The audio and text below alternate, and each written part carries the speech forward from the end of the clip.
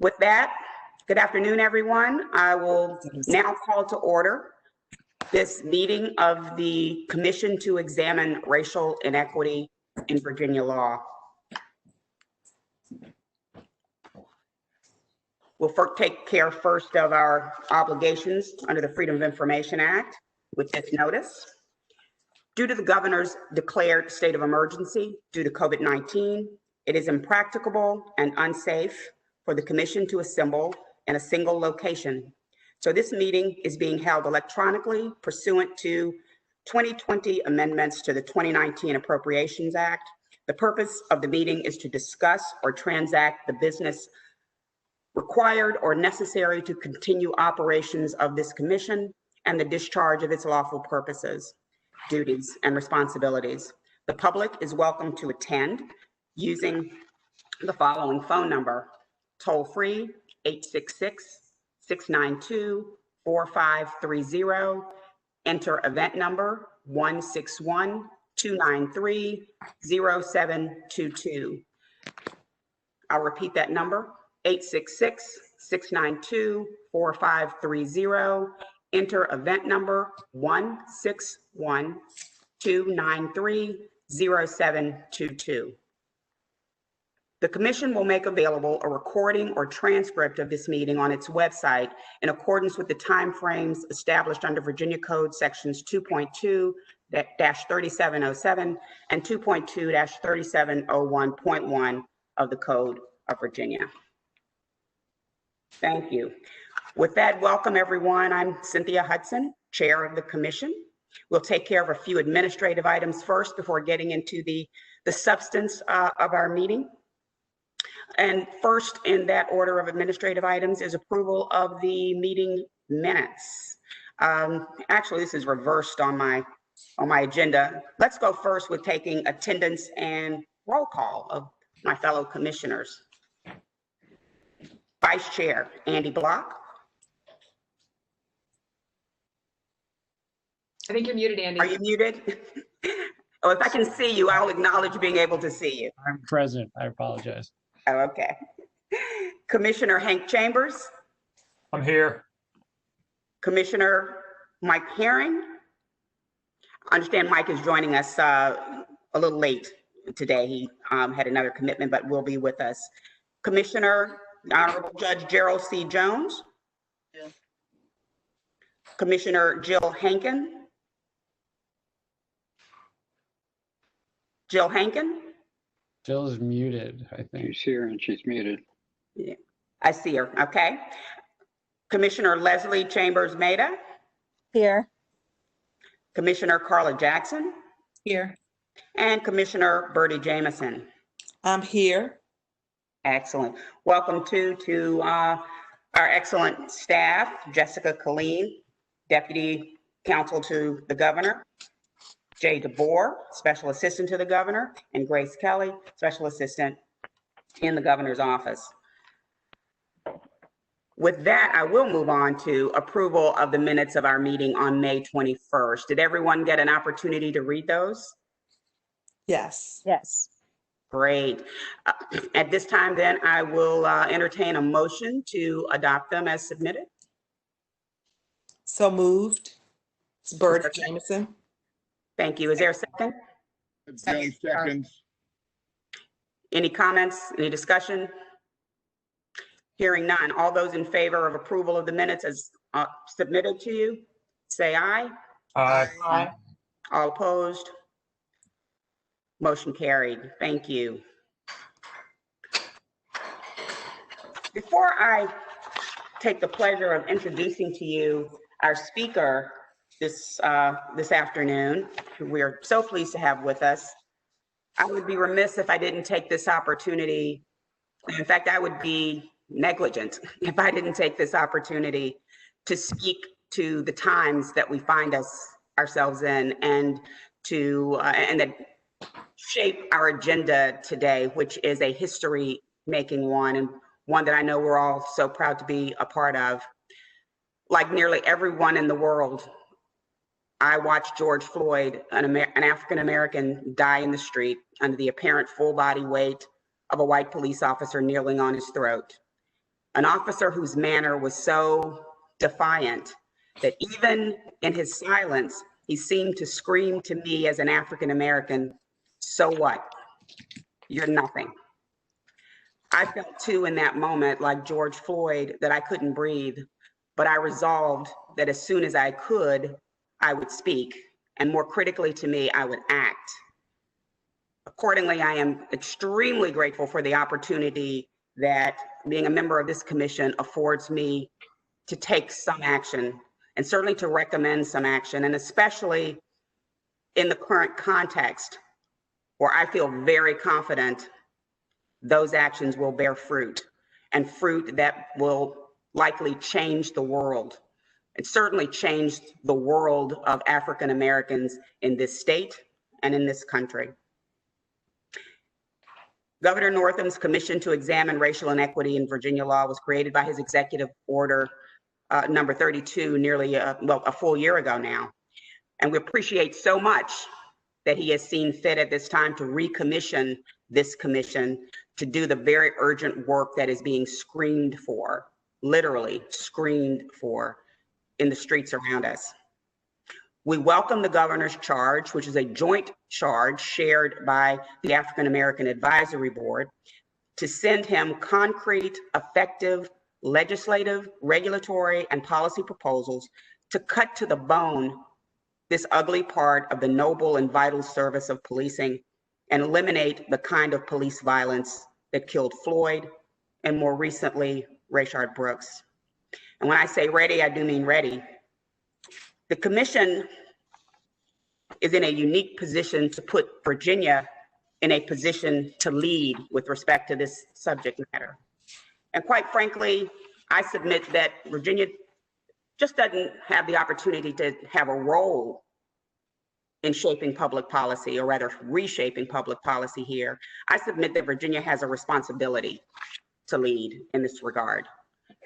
We all know that it was to Virginia that the first African Americans arrived and embarked on their inhumane experience of hundreds of years of slavery, the vestiges of which still shape the state of African American existence.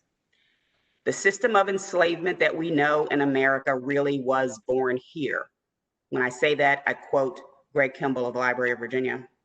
And it is in Virginia where some notoriously cling to the point of violence, think Charlottesville, 17, to monuments to the treason from which arose the Confederate States of America, a would-be sovereign entity dedicated to preserving states' rights to continue the enslavement of Black people as economic imperative. Virginia struck again with its post-Reconstruction Constitution that effectively denied African Americans the right to vote, that defining right of citizenship in a democracy, and paved the way for its next act, Jim Crow segregation and the economic and political crippling of a people. Virginia then laid the racial capstone with the codification of massive resistance to school desegregation, cutting off a primary route by which African American children just might level a playing field full of obstacles remaining from slavery and Jim Crow. Because treatment of humans as property required dehumanization in every way and for so very long, it should be no surprise to anyone that it is part of the fabric still of some people's thinking. And to the extent it is part of the fabric of thinking among many groups of people, police agencies are no exception. So we have demonstrated in the streets, we have cried and wrung our hands and gnashed our teeth, and all of that has its place and all of it can be effective. But hopefully it brings us to the point that we're in today, again, to act, to effect change. And again, this commission is ready to get to work. With that, I will introduce you again to our speaker, who I'm really, really pleased was able to be with us today. It is Lori Robinson, Professor Lori Robinson, who is the Clarence J. Robinson Professor at George Mason University. Lori serves as, Lori has been involved in national criminal justice policy for more than 3 decades. Reflecting that ongoing engagement, she was named by President Obama. I think someone perhaps needs to mute. Thank you. Reflecting that ongoing engagement, she was named by President Obama in 2014 to co-chair the White House Task Force on 21st Century Policing, set up to develop recommendations in the wake of Ferguson on ways to build greater trust between law enforcement and citizens. She was also appointed in 2014 to a congressionally created body, the Colson Task Force on Federal Corrections, charged with examining crowding in the federal prison system, and was named in 2016 to an independent commission in New York City to explore the potential for striking a blow in favor of jail reform. It is with great pleasure that I introduce to you and turn over the mic to Lori O. Robinson. Professor Robinson, thank you. Thank you so much, Madam Chair, for that very kind introduction and for the opportunity to join all of you today. I'd like to focus my comments with you primarily in two areas. First, on our task force proposals, and here I'll comment also in a number of spots on recommendations that are in your policy memorandum that you were kind enough to share with me. And then second, I'd like to talk about where I think we need to be going now in American policing 5 years after our report came out. So let me start with a little background about the Obama White House Task Force. Ours was a very diverse 11-member group that President Obama appointed in late 2014 after Ferguson. It included law enforcement leaders, civil rights attorneys, academics, and young activists. And our mission wasn't to delve into specifics of what happened in Ferguson or any other incident, but it was to identify best practices on building bridges of trust between law enforcement and communities. And we organized the report around what we called 6 pillars: community trust and legitimacy, policy and oversight, technology and social media, community policing and crime reduction, training and education, and then finally on officer safety and wellness. We held 6 hearings, or what we called listening sessions, around the country, and then a final one in Washington, D.C. On kind of future issues. And we heard from over 120 witnesses and then received numerous written statements. We sat down to draft recommendations. And what was really amazing to me was that despite the diversity of our group, we actually were able to come to consensus on every subject that we addressed. We had a very short deadline from President Obama. He wanted us to produce a document for him in just 2 months. He felt this was such an urgent set of issues. And so we presented him with a draft in early March of 2015. And then we actually had an opportunity to sit down with him a couple of days later in the Roosevelt Room in the White House and sit with him for several hours. And he cross-examined us about those recommendations. It was quite an amazing experience. And just as a side note, the report was over 100 pages, but it was clear that he had read every page of that report. I felt like I was in a graduate school symposium, and he was cross-examining his students. He was a pretty amazing individual. Our final report came out a few months later in May of 2015 with very few changes from the interim version. So I'll talk in a few minutes about what's happened to the report over those 5 years, but I first want to turn to the central recommendations in it. A key theme that actually runs throughout the report is the need to build community trust through fair, impartial, and respectful policing. And to accomplish this, we said that law enforcement needs to embrace a guardian rather than a warrior mindset. I think that is so critical. And as we think about these recent incidents that have occurred, I have thought about that over and over, how that was not apparent in the actions. And the idea here is that police should not be an occupying force in the community. They need to be protectors and guardians of the citizenry.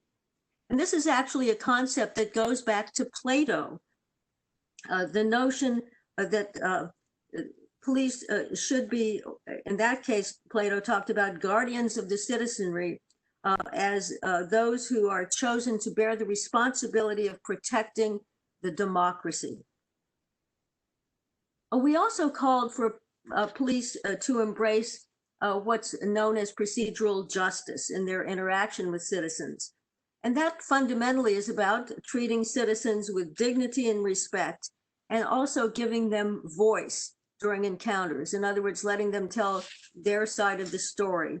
And that's something that is really critical when police are having multiple interactions with citizens throughout their day.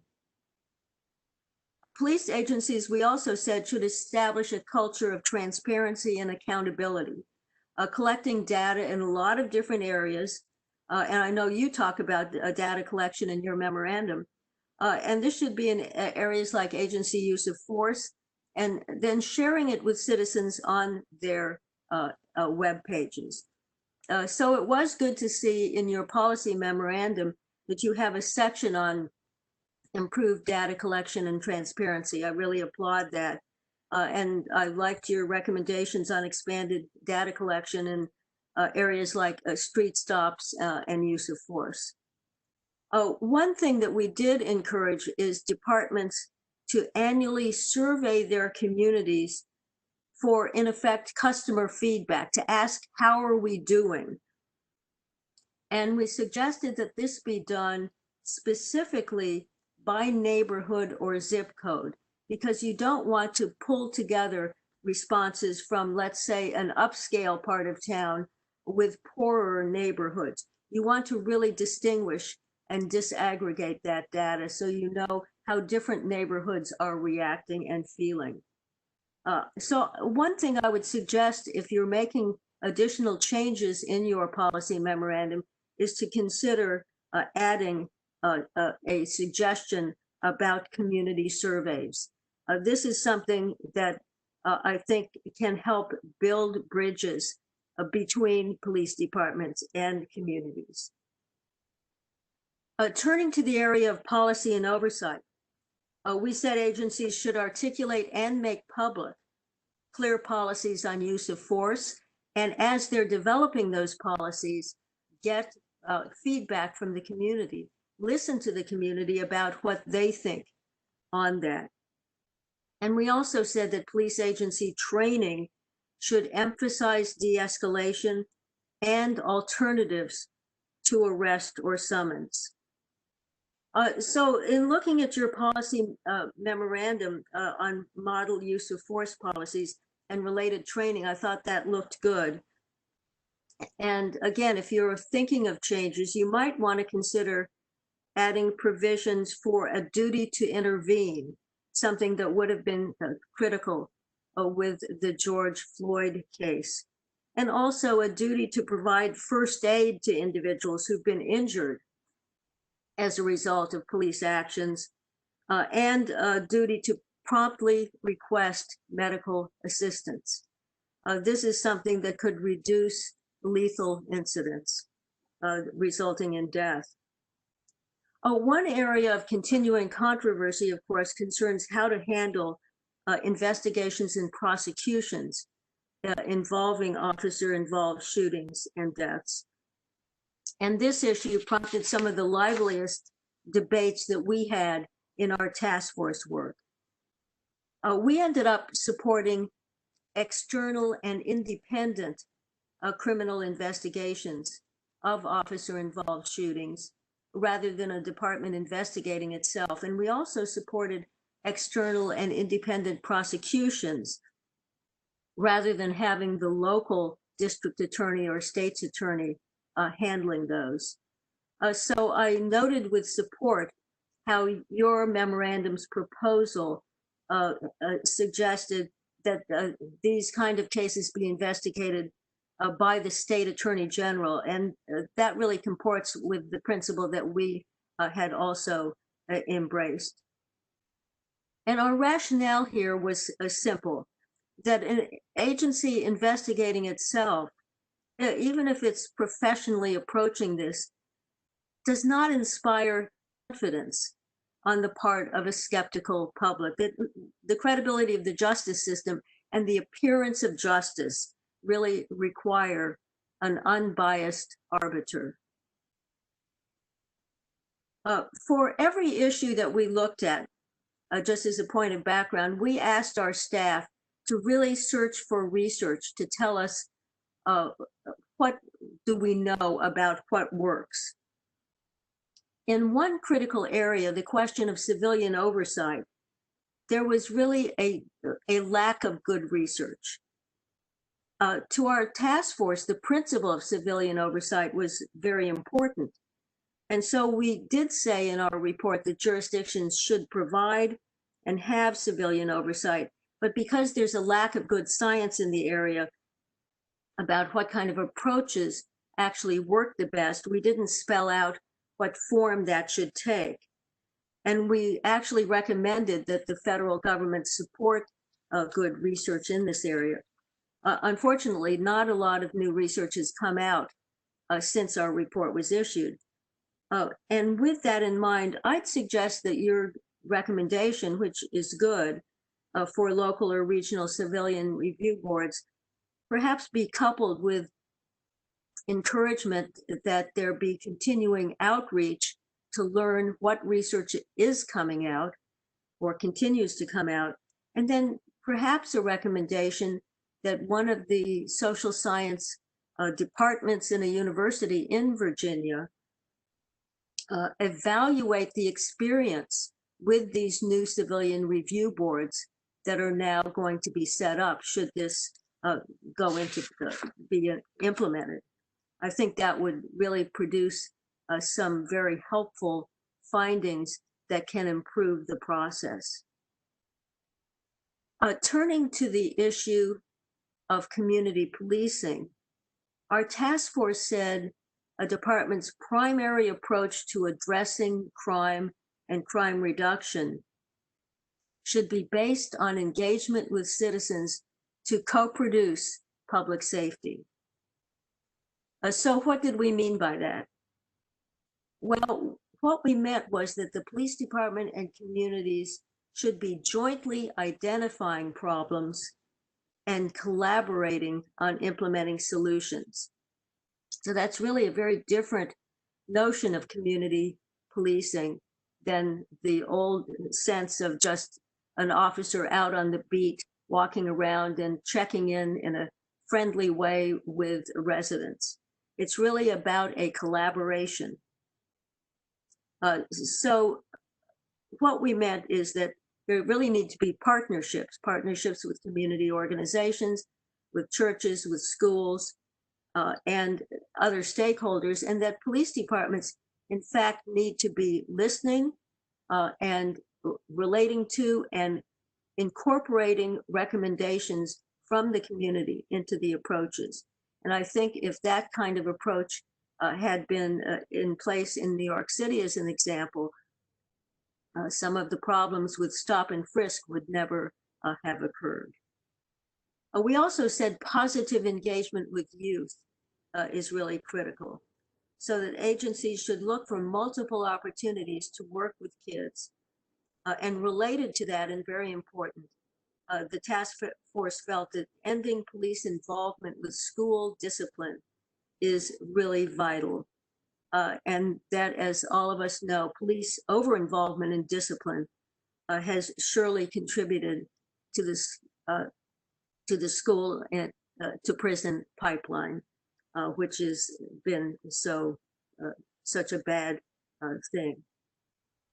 Turning to another important area, and I know I'm running through these very quickly, but we don't have a tremendous amount of time. We said new approaches are needed in law enforcement education and training. and that we need expanded and effective training, not just for new recruits, but for in-service training for officers throughout their careers. So we called for enhanced training in a whole range of areas, including de-escalation, procedural justice, and as a priority, training for handling persons with mental illness and mental disability.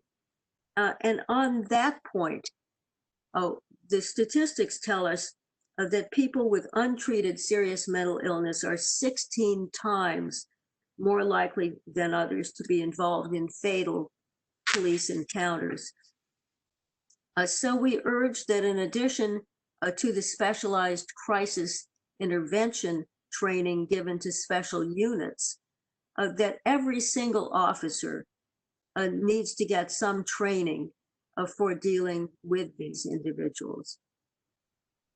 We also called for training on interpersonal social interaction skills, not just tactical skills. Police academies really excel at giving young recruits firearms training, but there's very little focus on how to actually talk to people effectively and interact with them. Though this is really a crucial skill for cops that they use every day. You know, officers often go months or years without shooting their guns, but they interact with citizens virtually every single day. And without casting aspersions, but based on my experience in teaching, a lot of our youngest generation are very good at the digital side, but they don't perhaps oftentimes have as many skills at interacting with people or as much experience. And the social interaction skills are something that really are critical.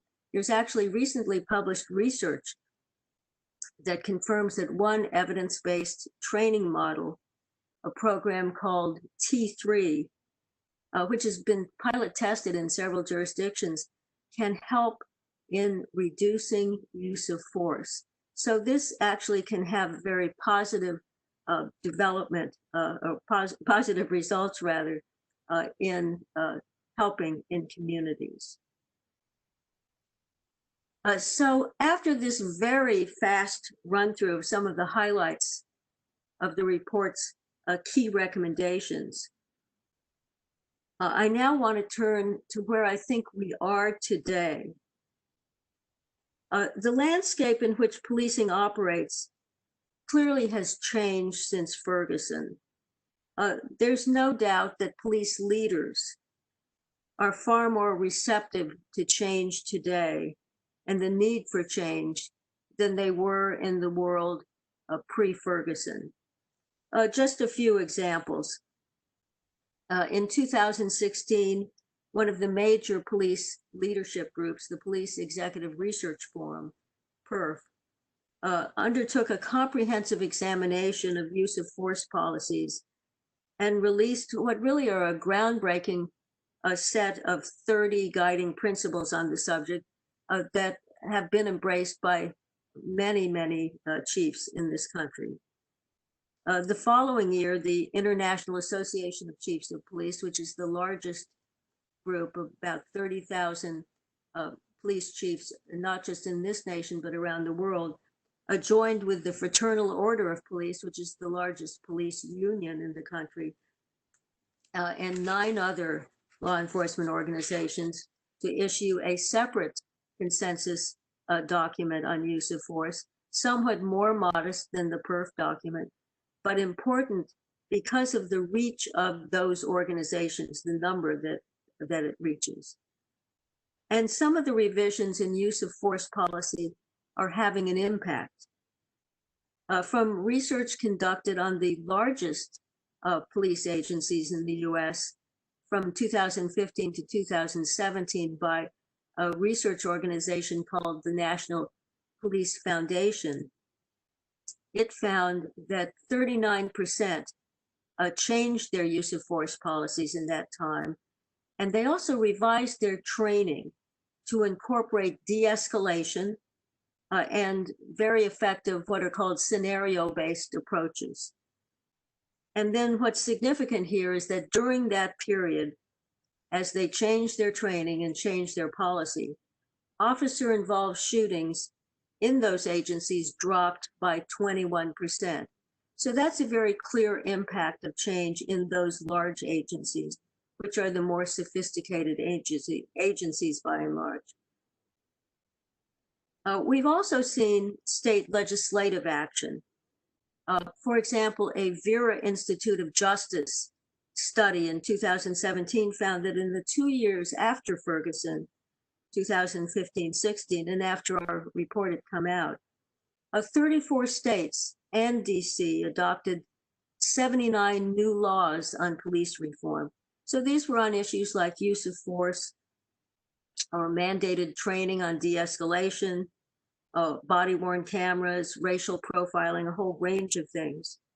And we've seen since that time, California last year, for example, adopted a very far-reaching new statute on use of force and training. Washington State, 2018 by referendum, approved an initiative making it much easier to prosecute police use of force deadly cases, mandating independent investigation in those cases. And I could go on, lots of states, 27, mandating crisis intervention training as an example. But we know that much more needs to be done. And these recent examples cited by the chair are just some illustrations of the challenges that still confront this area. So I wanted to note what I see as three major challenges. The first, it's stating the obvious, but we have a highly decentralized policing system in this country, a federalized system, 18,000 state and local independent policing agencies. Contrast that with the United Kingdom. There are 45 police agencies in England and Wales. If there were changes that needed to be made or someone wanted made, the Home Secretary could direct Scotland Yard and the orders would go down to those 45 agencies to change policies, change processes, change the training. There would still be a culture change that needed to follow, but big steps could be taken immediately. Second, key here is clearly going to be a buy-in from rank and file officers. And in the 5 years since Ferguson, and as recent events have clearly shown, this has yet to occur. But it's going to be the bottom line to successful implementation of many of these reforms. And culture change is the toughest challenge here. As one scholar has noted, the norms of the traditional police culture, particularly the warrior mentality that has dominated American policing for decades, is one of the largest barriers to police reform. And a final challenge, I think, comes from Washington. The push for change right now is more difficult because, as you're well aware, the federal government has largely stepped back from a leadership role. The current administration's decision, as you well know, has been to step back from the Civil Rights Division, playing much role on pattern or practice lawsuits. But equally important is the Justice Department's broad role in providing a bully pulpit and leadership on police reform through grant funding, through technical assistance, through data collection and research, and technical assistance. And perhaps with the president's executive order yesterday, there will be some change in this regard. I think some of the elements in that executive order can be helpful. But to date, this administration has not viewed this area as a priority. I do think there are some important next steps, however. First, certainly the attention now being paid to this issue with the federal legislation, with a lot of movement at the state and local level by policymakers, it is a positive. Things that are being considered in the Congress now had gotten no attention in recent years, and that is certainly a positive development. Second, one issue that has gotten insufficient attention, in my view, is a needed focus in policing on recruitment and hiring. When President Obama talked to my co-chair, Chuck Ramsey, and me as our work was wrapping up, he asked us if there was one area we would have focused on if we'd had more time. He didn't give us much time to do the work. And we told him that issue was recruitment and hiring. American policing in the 21st century is going to be shaped, of course, by the men and women who are now coming into the police academy. Yet at a time when we're trying to advance a guardian culture in this field, too many of the training academies are still organized as military-style boot camps, emphasizing a warrior approach. And ensuring we're recruiting a police force that reflects the demographics of the communities that are served, including, I would emphasize, gender diversity as well as racial and ethnic diversity, is really critical. As our task force noted, hiring a wide diversity of individuals has been found, this is a quote, to help improve the culture of police departments and build greater trust and legitimacy with all segments of the population, close quote. Finally, I want to address the issue that's come up, and I know your memorandum did as well, on defunding the police. And I think it's appropriate for all of us to step back and think hard about how we want to use the criminal law and the power of arrest. I think that's a very legitimate question to be asking. We know from Vera Institute of Justice research that there are about 10 million arrests a year in the United States, but that fewer than 5% of them are for serious violent crimes. The majority involve non-serious offenses like disorderly conduct and low-level non-traffic offenses. And these, the study reports, disproportionately affect people of color. So we really need to consider our reliance as a society on criminal law enforcement to deal with certain kinds of behavior and really rethink that. I think your staff has really discussed eloquently in the policy memorandum why do we have police handling issues related to homelessness, addiction, and mental illness. And the answer in most jurisdictions is because, of course, funding for community-based services has been cut, and there's no one else to do this, particularly at 2 or 3 in the morning when the police are really the only government services available to answer the call.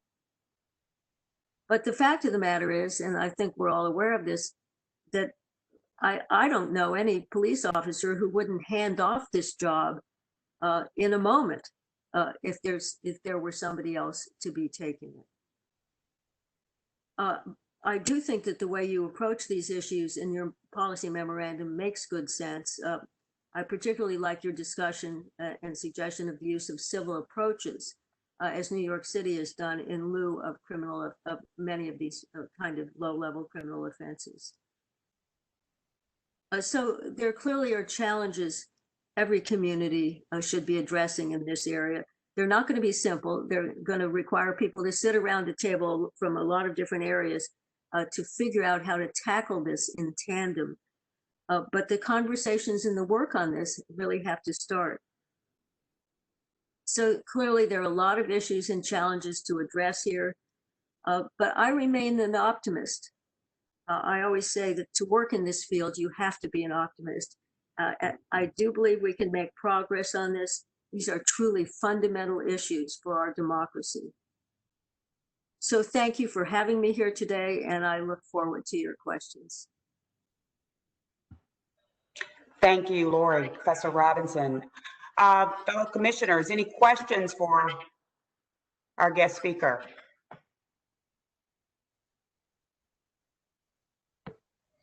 This is Birdie Jameson. I'm not sure. Am I on the screen? I'm not seeing myself. I'm not. I don't see you. That's fine. I can see you all, so that's fine. I see your name. Okay. I guess my question is, first of all, I want to say thank you for a wonderful presentation. I read the report and was just very impressed with the quality and the thoroughness of it. And you have even made it clearer. But so what has happened to it? I mean, why hasn't it been implemented? The report has actually had tremendous penetration in the policing field. And by that, I mean the following. I have been around Washington for most of my entire career, which is now of many decades. And I've seen a tremendous number of mission and task force reports come out. And, you know, to be honest, most of them are forgotten after 3 or 4 or 5 months. This report is actually had an enormous staying power. It would be hard to find a police chief out there in the country who is not aware of our report. I always hear people telling me that who have interviewed for positions in police departments that they were questioned about how familiar they are with the report. Would they be following it as they're taking a command position? So it has a great deal of reference. It's used in training academies. And one of the reasons is that we looked for the best practices, either from research or that were already out in the field. And so it has been relied on a lot. If President Obama could have directed its direct implementation by police departments, I suspect he would have done that. But in our federal system, that can't be done, nor can Congress do that. It really has to be implemented at the state or local level. And as I went through, numerous states have made changes in their use of force or mental health training or other kinds of things. One thing we have not really talked about is the power that police unions have to, in effect, guard certain prerogatives about police tenure and those kinds of things. But that's been something of a counterweight along the way. Okay, thank you. Other questions? I have a question, Cynthia. This is Andy Block, and Lori, thank you so much for joining us today. It was incredibly helpful. You spoke about recruitment as an issue, and one of a recommendation in the course of our research and preparing the memo that we came across in 1 or 2 places, but it wasn't widely held, was the idea of raising the age of minimum qualification from 18 to 21. And because at 21, you're in a developmentally different place than you are as an 18-year-old. On the other hand, there are problems with recruitment already. And Yes. I don't know, we couldn't find anything really solid to support that recommendation, but I thought it was an intriguing idea. And I just wonder if you could comment on that. Yeah, obviously we didn't have recommendations in that area, but I suspect we would have had the same reaction that your initial reaction is, and that is that you would potentially cut down on particularly some racial and ethnic populations in your mix, because there might be, you might lose out on some young men and women who would be looking for this for a career before they were able to go to college, for example. And they might then head off into the army or some other military or some other endeavor. So, and particularly at a time when police are having a difficult go of it in recruiting generally. Though your other comment is a well-taken one about the need for maturity. So it's a balance. I don't have an easy answer for you, sorry. That wasn't an easy question. Thank you. Well, it's a good question. Other questions, please. Hello, this is Jill Hankin. I guess I'll turn on my video for my talking. Thank you for your presentation.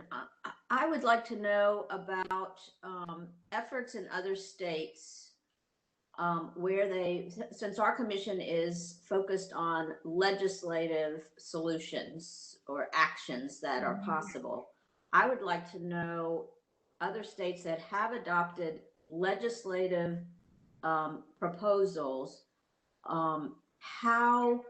what kind of enforcement of those new legislative dictates are used to ensure that the policies announced have actually been implemented, taken effect, and then studied after the fact. So how do we make sure that legislative actions are actually enforceable and making a difference?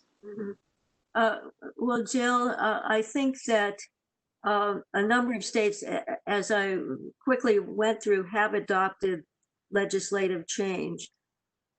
And I don't have one kind of standard answer, but as an example, New Jersey has adopted a number of changes in the areas of training and policy. And one reason it can more easily do this than others is that it has more centralized control through the state attorney general over police departments. And then some of the changes have been legislative as well. What evaluation they've done, I don't know. But my guess is they may have worked with the Policing Institute at Rutgers to evaluate some of it. And that's what I would suggest. Ohio, I know, put out a kind of commission report of its own sometime in the last maybe 3 or 4 years. And my guess is that they may have done some evaluation and follow up there as well. But I do think that working with some university would be really helpful to do an evaluation, not right away, but have it in place so that data can be collected from both larger and small, medium-sized and smaller departments to see, to collect data and see what kind of impact the changes are having. That's a really good issue to be flagging. And I, as the academic, should have been flagging it. So thank you for raising it. Thank you. Professor Robinson, there's a question in the chat feature. Professor, are there any mechanisms still in place to track law enforcement agencies that have implemented recommendations outlined in the report? Well, several of us who are simply solo actors at this point, in other words, people who are just private citizens, try to track it as closely as we can, just on our own. But during the Obama administration, the Community Policing Office in the Justice Department had the official responsibility for tracking that. But once the Obama administration ended in early 2017, the Trump administration did not view this as a priority, which is not unusual. Every administration discards the past administration's priorities, so that's not unusual. But there's no part of government at the federal level that is tracking it. Thank you. Is there another question? I know you have a hard stop at 1 p.m. Is that right, Lori? Yes, Okay. Tracy DeShazer had submitted that question and she thanks you for your response. Let's see, is there another question there? So we might have time for one more. Hank? Yeah, Hi, Professor Robinson. Just want to ask this question. Is the suggestion that the nature of policing will change? And if so, will that require more police officers or fewer police officers doing very different things? And I ask that in part because, of course, we're talking about more police officers, that raises one budgetary issue. But on the other hand, if we're talking about fewer police officers doing a narrower set of tasks, will that make their job appear to be even more militaristic than it is now? I don't think it would require them to be more militaristic. It depends on how each jurisdiction ends up defining it, of course. And by the way, I think it also depends on whether crime ends up, there are all sorts of different kinds of crime. If domestic violence increases dramatically, or cyber crime, or terrorism, we don't have any way of knowing whether those kinds of things are going to suddenly increase. But assuming that's all kind of at the current levels, I don't think you would see a need to dramatically increase police numbers. Nor do I think that you would have to increase the military side. One comment that I'd like to make, by the way, I thought that the changes that you all made in the policy memorandum on the 1033 program were good ones. The initial draft was, I thought, somewhat extreme. I just saw a study in the last 2 weeks from the National Police Foundation that looked at what every state had gotten from the 1033 program in 2019. And the most frequently requested items were jackets, parkas, flashlights, and toolkits and generators. There's very little in the way of military stuff on the list at all. So, facts are actually helpful. So I thought the way it was recast made sense. Take or limit it to those things. Allow the states to get the stuff that is non-military and helpful to their budgets. Anyway, it just reminded me, sir, of that area that was addressed in your memorandum. Professor Robinson, thank you very kindly. Were you about to follow up? I'm sorry. I thought I heard something else. Thank you for the time that you were able to spend with us today. You are welcome back at. Well, thank you. Cynthia, you're on mute, I think. Okay, I thought I was on mute before and I muted myself. I was trying to say goodbye and thank you. so that you could make your 1 o'clock commitment. Again, thanks very much. You're welcome back anytime. Well, you all are a very impressive group, and I'm privileged to get to speak with you. Thank you so much. Thank you. Have a great day. Let me just say this to everyone participating and listening. The memorandum that Professor Robinson is referring to is actually research of a range of policy options that the commission plans to consider later today. They are not action items of this commission at this time. They are fodder for our consideration right now. And as such, they're very comprehensive and wide ranging so that we have before us, again, what our options are and a buffet of choices. So just wanted to make sure everyone was clear that nothing that was described has actually been adopted, recommended, or otherwise acted upon by this commission.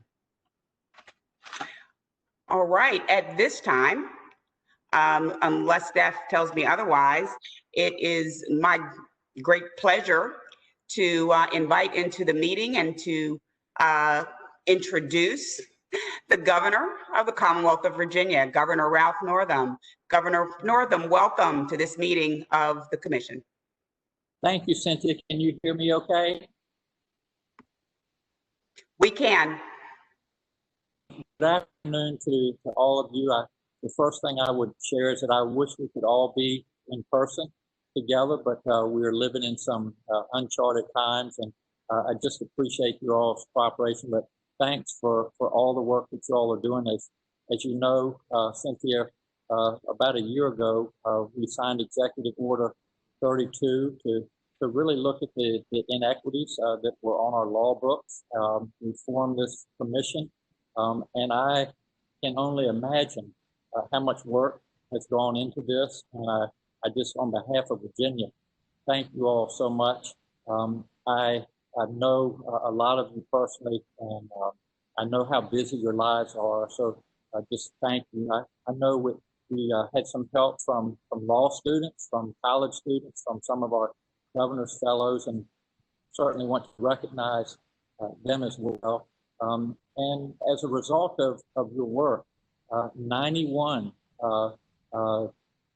pieces of discriminatory language were proposed to come out of our law books, and specifically out of our acts of assembly. And so you've made amazing progress.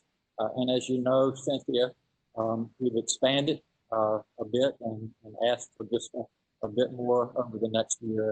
And again, I thank you for all of you for being willing to do that. I hope all of you are staying healthy and safe during this COVID-19. I also want to recognize our legislators. Without them, this would not have been possible. And the work that they put into this to propose these pieces of legislation, to work them through the system, to have them vetted. And I'm pleased and just proud of all of them that these were passed unanimously. That speaks to your all's leadership. So thank you for that. I wanted to, before we get into some other comments, just recognize the legislators, starting with Delegate Bagby, Delegate McQuinn, Delegate Van Valkenburg, Delegate Cole, Delegate Askew, Delegate Jones, Delegate Price, Senator Locke from Hampton. I hope you're on the webcam, Mamie. Senator Lucas from Portsmouth. A little bit of an inside joke there. They give me a hard time for sometimes not remembering where they're from, but I've got it today. I'm positive. Senator Sorrell, Senator Spruill. Senator Spruill, that's a new name to me. You must be new to the Senate.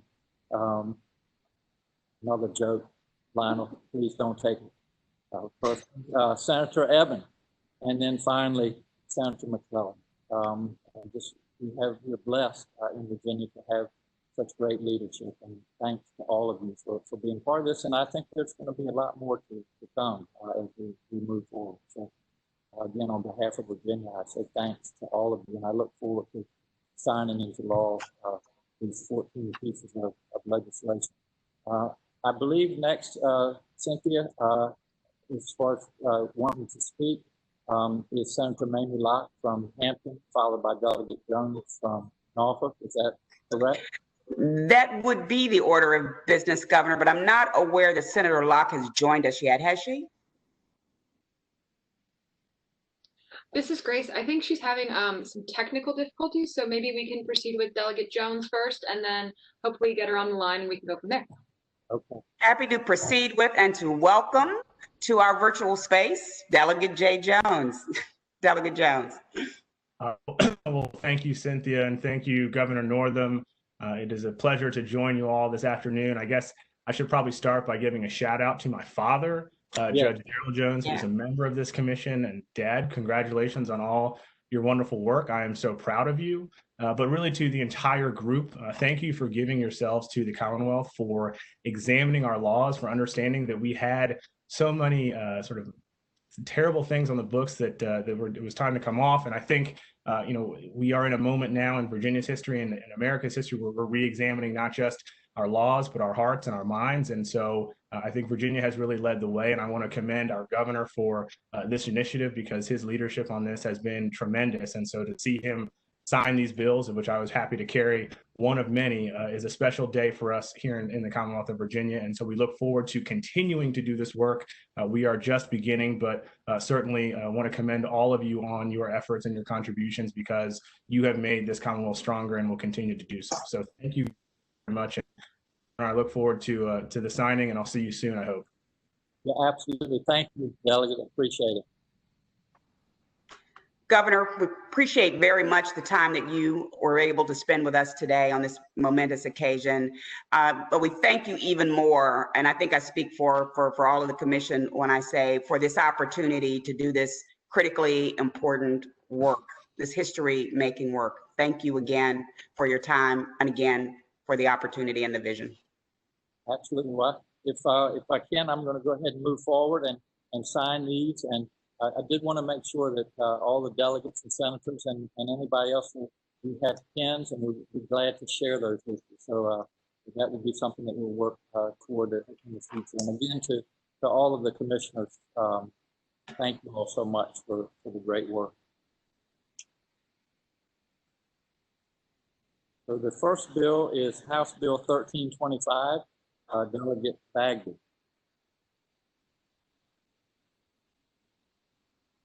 Congratulations, Vermont.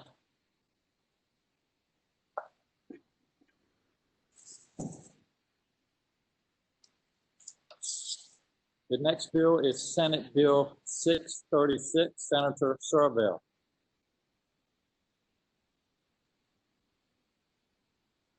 Thank you, Scott, for all of your work.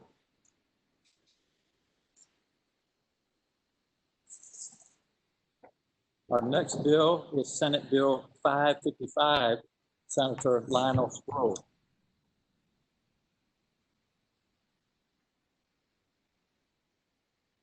Thank you, Senator Sproul.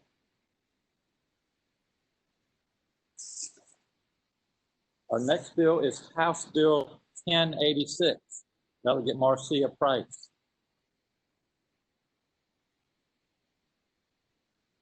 Thank you, Sia, for all of the hard work.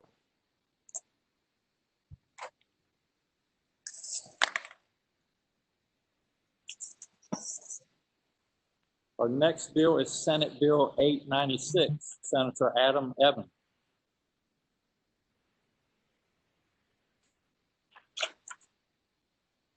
Thank you, Adam.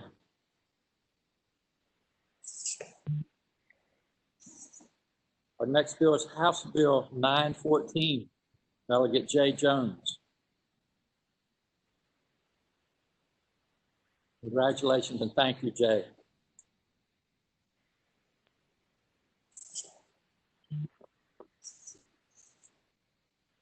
Our next bill is House Bill 1638, Delegate Askew. Thank you so much, Delegate, for all of your work.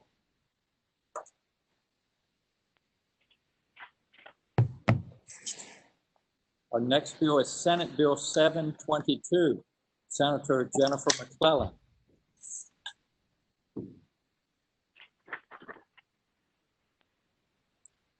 Thank you, Jennifer, for all of your work.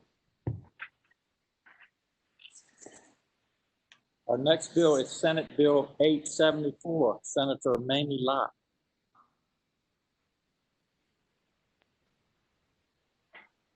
Thank you, Mamie.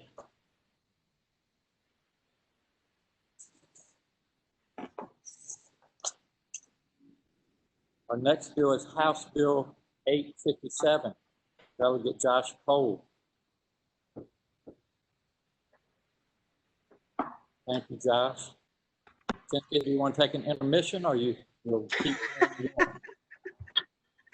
It's your endurance that matters, Governor. We're doing great. Thank you. Our next bill is Senate Bill 850, Senator Mamie Lott.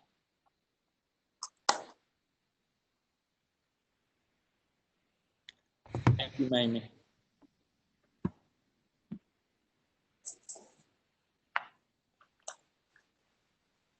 Our next bill is House Bill 1521, Delegate Dolores McQuinn.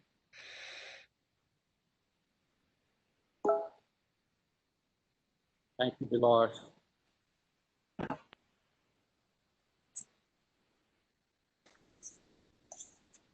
Our next bill is Senate Bill 600, Senator Louise Lucas. Thank you, Louise.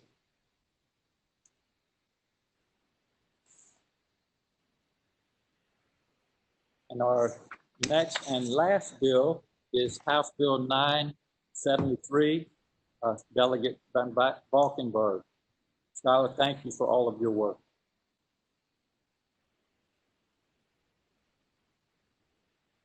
So Cynthia, that's the 14 pieces of legislation. They're officially law now. And again, we're doing some great things in Virginia thanks to all of y'all's hard work. I just again commend you and thank you, and please keep up the good work. We still have a lot of work to do to get Virginia to where we all needed to be, to, as I say every day, to be inclusive, to be welcoming, to make sure that our lights are on and our doors are open in Virginia. We want equity for all Virginians. So thank you all. Thank you, Governor. Governor, if you have another moment, I understand from staff that Senator Locke is now on the phone with us. Yeah. And would like to say a few words. At least I hope she will. Great, thank you. Senator Locke from Hampton. Thank you, Cynthia, and thank you, Governor. It was a pleasure for me to carry the 2 pieces of legislation that I did, and I want to thank you, Cynthia, for your hard work, and thank you, Governor, for putting that group together to kind of comb through and pull out those vestiges of segregation in the Commonwealth, so that we could begin to rid the Commonwealth of the lingering pieces of segregation in the code, so that we could begin to certainly move the Commonwealth forward in so many ways. And it was interesting to see how many pieces of segregated laws remained on the books. So I was glad to be a part of the group that was able to get rid of these things. So thank you, Cynthia, and thank you, Governor. Thank you, Mamie. Thank you, Senator Locke. And with that, Governor, if you're ready to leave us, we understand, but we certainly invite you to stay if you're so inclined. Well, thank you, Cynthia. There's some more work for me to do this afternoon, so I'm going to let you all get back to your business. But again, I look forward to seeing you in person soon. In the meantime, I hope all of you stay safe, healthy, and that your families do as well. So thank you, and have a great day. Thank you. Have a good afternoon. Governor. Thank you very much. Thank you. Safe travels to you. Okay, at this point on our agenda, it is time to actually examine and discuss the memo that has been referred to so frequently to this point. I know all of the commissioners have received it, and I know they have read it and are just as anxious as I am to hear Vice Chair Andy Block's report on some of the proposals, rather policy options that he and his hardworking class of law students have pulled together for our information and consideration. Andy. Thank you, Cynthia, and good to see everybody. I'm gonna now, without the help of my students, which is scary, try to handle the tech myself. So bear with me for a moment. Does everybody see the PowerPoint? Okay, great. So a couple of things just to start.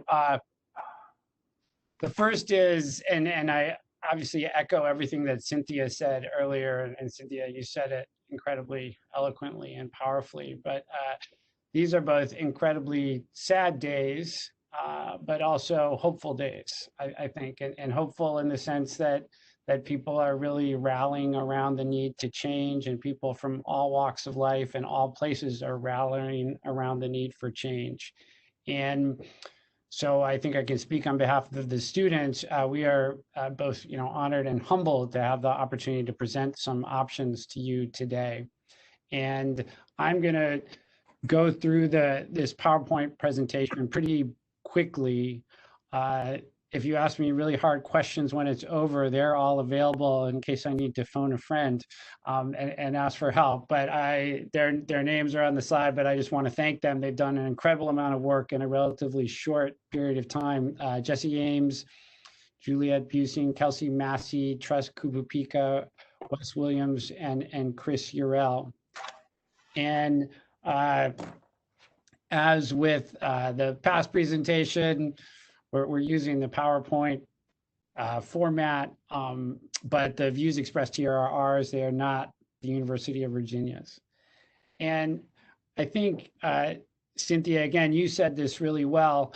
What we're talking about today is obviously an incredibly timely and urgent and compelling issue and problem. But it's also one which, as we've discussed in the commission, is symptomatic of more pervasive and structural racism and inequity in the Commonwealth. And while it's an incredibly important time to address the issues we'll talk about today, I know you all agree that to really fix and get at the heart of the pervasive inequities in Virginia, we need to look at these underlying issues as well and look at some of the other categories of problems that we've discussed. I was listening to Senator Locke, and she said it was good to get rid of these lingering pieces of segregation and discrimination in the code. Now I think we have to turn to the hard task of getting rid of the lingering effects of segregation and discrimination in everyday life in the Commonwealth. And obviously it's important to start here. A little bit about our process in putting the memo together. We identified, based on some initial scans of what people were talking about, sort of primary categories of reform that were on most people's minds. We spent a lot of time looking at the report that Professor Robinson was talking about. We then tried to cobble together, based on looking at expert writing and reports, what seemed to be the recommendations or areas of recommendations that would make the most sense for us to consider, and then try to find ways in the Virginia Code that we could make those actionable recommendations. And so that's essentially the process that we went through. I should also say that we have not spent a lot of time talking to stakeholders. It's mostly been a literature review. And as we pointed out in the memo, for example, we haven't talked to law enforcement professionals at this point in the research, but certainly welcome the opportunity to do that if we want to go forward, or encourage us to hear from law enforcement folks in our subsequent meetings. And I know that Dana Schrad has been sending information around, and they've put a report together that she just made available to us, it looks like. So from the Police Chiefs Association. So that's something we should obviously consider. So these are the essential categories of reform ideas that we've included in the memo. And in thinking about what Professor Robinson was saying, I would say that most of our ideas and proposals fall into the category of harm reduction. And they're less about cultural change and leadership change and the kind of new vision of policing that she envisions and that the commission talked about. Some of our proposals get at that, but the cultural change that she talks about, it's not that it's beyond legislative reach, but it's a different kind of problem, I think, and one that we can certainly talk about what role the state might play in addressing that. So the first category of ideas revolves around data collection and transparency. Obviously, what gets measured, what gets examined is what can get changed. Brian Stevenson, who's the executive director of the Equal Justice Initiative and certainly one of the leading civil rights voices of our time, has said you can't get justice unless you first have truth. And I think collecting data is an important part of that. And so we have very specific recommendations about code sections that could be changed or expanded, including changes to Freedom of Information Act exemptions. The data that we propose we require collection of includes both community level data, but also includes information about individual officers and their criminal misconduct or alleged criminal misconduct or complaints against them. And we can talk in more detail about all of these in a minute. Related to the collection of data and transparency and oversight is the idea of civilian review boards. And certainly among our proposals, this is one of the biggest in terms of scope or cost. And the idea that the state might require that every locality or every region have a civilian review board. So one set of choices is that we can talk about is, do we want to recommend such a requirement, either on a state or local level? Another set of choices we'd have to make is what kind of civilian review board we would recommend. And we've laid out different kinds of civilian review boards. The one that the research that we did seemed to support the most was the investigator focused model, but that's one with professional staff. It would be a heavier lift from a financial perspective, but it would have subpoena power. It would have staff to investigate complaints.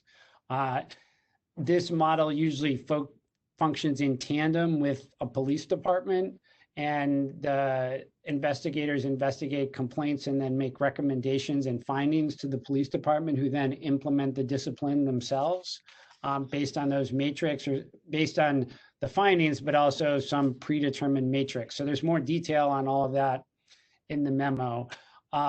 Like I said, this is a heavier lift, but it's something that people are talking about and giving serious consideration to. So we wanted to make sure we included it. In addition to transparency, it's also important to have more accountability for individual officer misconduct. And one way you can have accountability is creating more teeth and more ability to decertify officers who engage in misconduct. Right now, there are limited circumstances in which officers can get decertified. And one of our recommendations is to expand that. The other thing, and Professor Robinson talked about this, is that we can have greater accountability for officers by creating truly independent investigations of alleged criminal misconduct.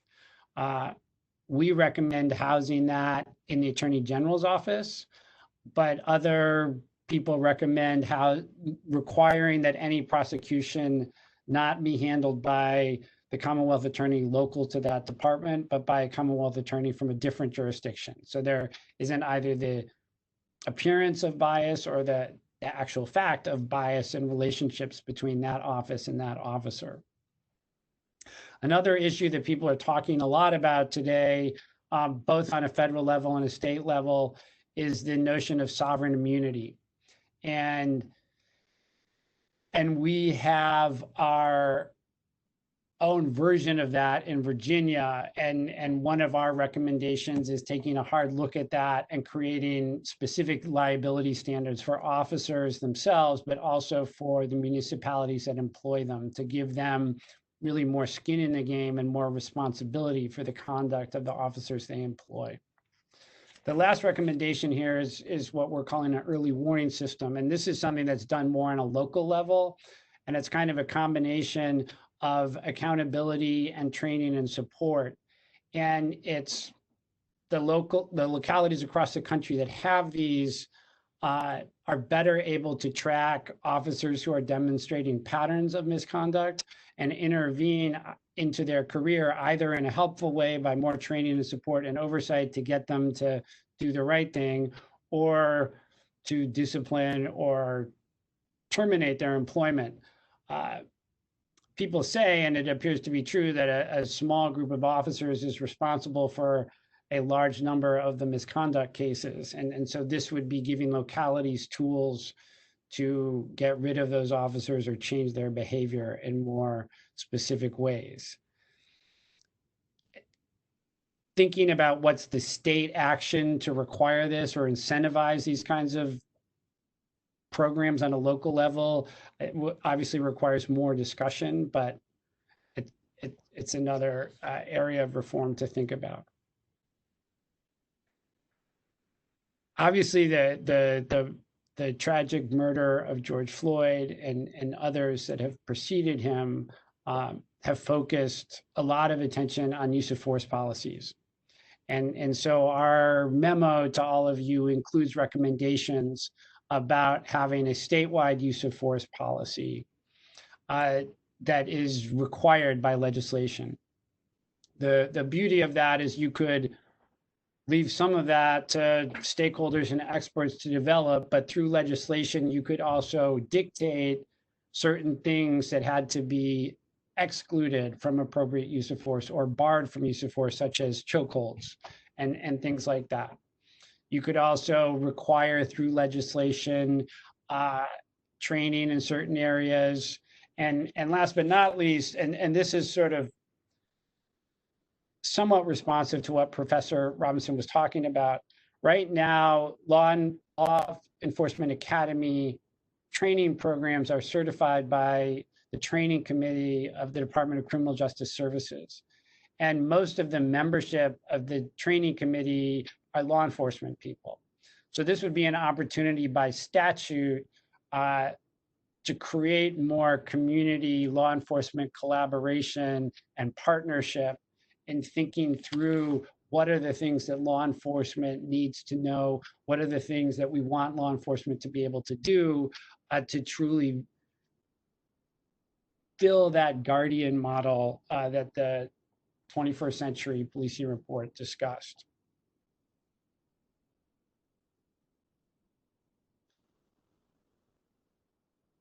Much has been said in the media and by advocates about the militarization of law enforcement. And there's kind of two pieces to that. One piece of the militarization is the equipment that law enforcement now has. And then the second piece of it is the tactics and strategies that law enforcement deploys with that equipment or otherwise.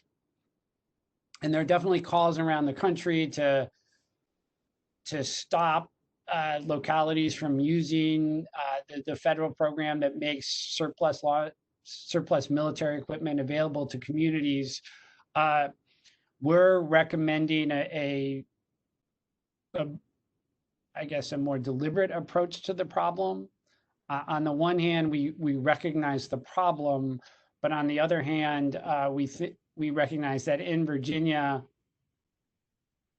in a kind of unique way, we're not the only state with this, but we have so much of a federal presence here, both in terms of military and civilian government locations and potential terrorist targets. And like all too many states, we also have a recent history of mass shootings that we're not discounting that there may be legitimate and incredibly valuable use of this surplus equipment, but we think that it would be worth a robust study and examination to see how it's used, how it's being budgeted. Are there places where it's being used improperly? And if so, how can we limit those and truly focus the resources where we need to have them?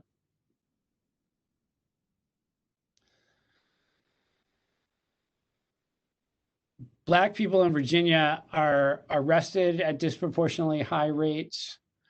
They are incarcerated at disproportionately high rates. They are disenfranchised at disproportionately high rates. And so one of the ways that we think is important to address sort of law enforcement reform and accountability and to create safety in terms of interaction between law enforcement and community members and people of color is to limit their engagement and interaction.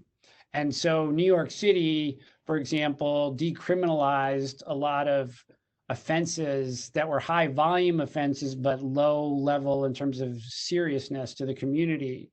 And as a result of those changes, the number of arrests has gone way down in New York City without compromising public safety.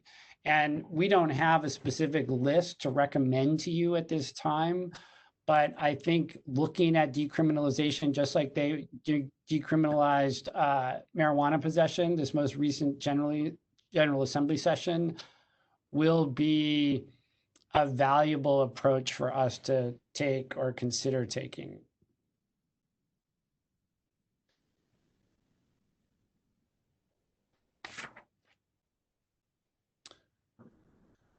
So our memo also talks about police funding reallocation. And many people are referring to this kind of initiative as defunding the police. We didn't use that terminology because we didn't think it accurately reflected what we are proposing.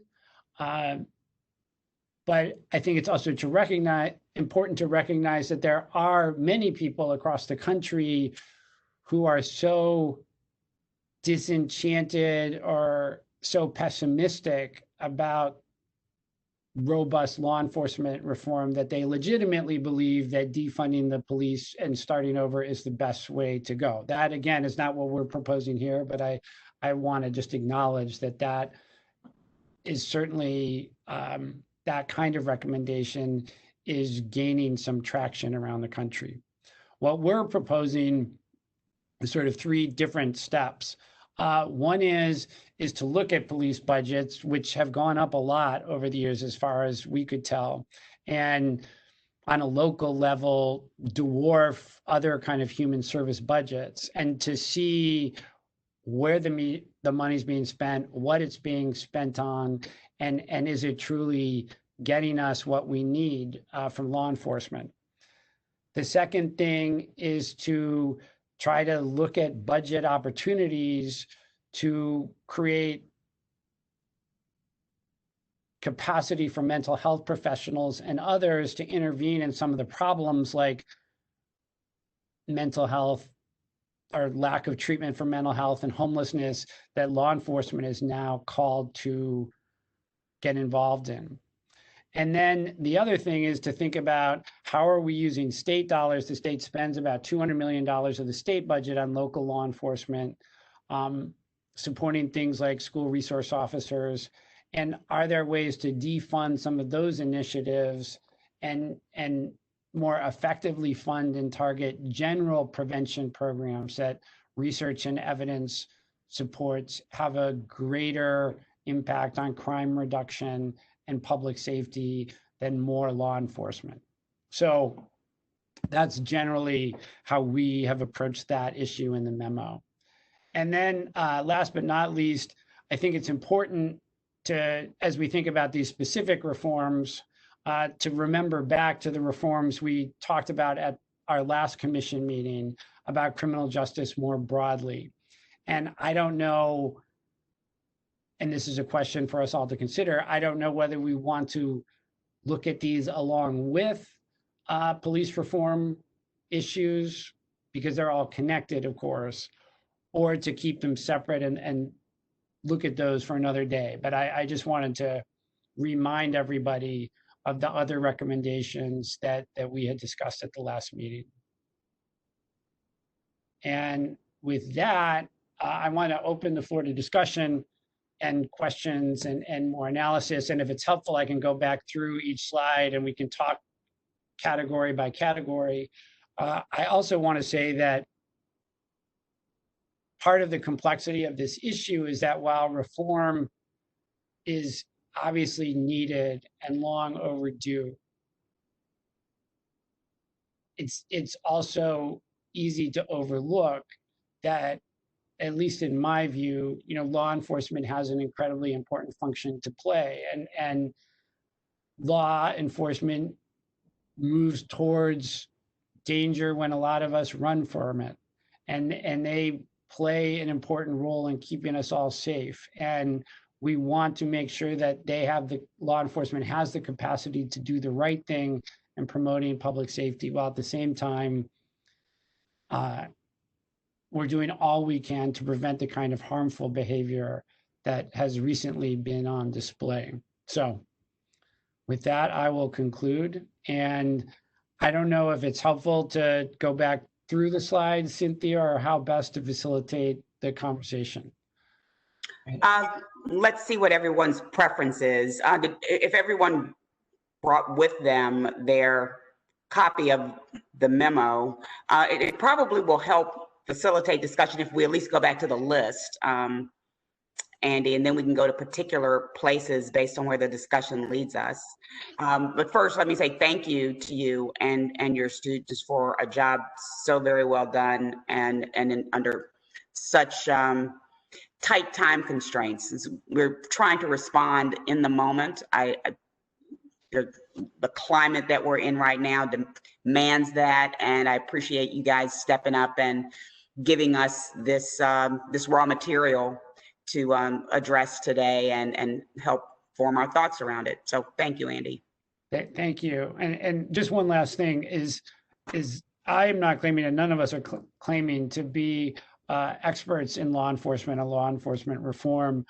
We saw that our role was mostly to be a conduit between the ideas that people were developing in response to the current situation or developed years before, like with the Obama Commission, and packaging them in a way that hopefully made it easier for the commission to recommend actionable steps in Virginia that the governor could take or could propose on a state level that would help address some of the problems we're seeing. Absolutely. All right, at this time, I'd like to open up discussion among the full commission about where we go from here.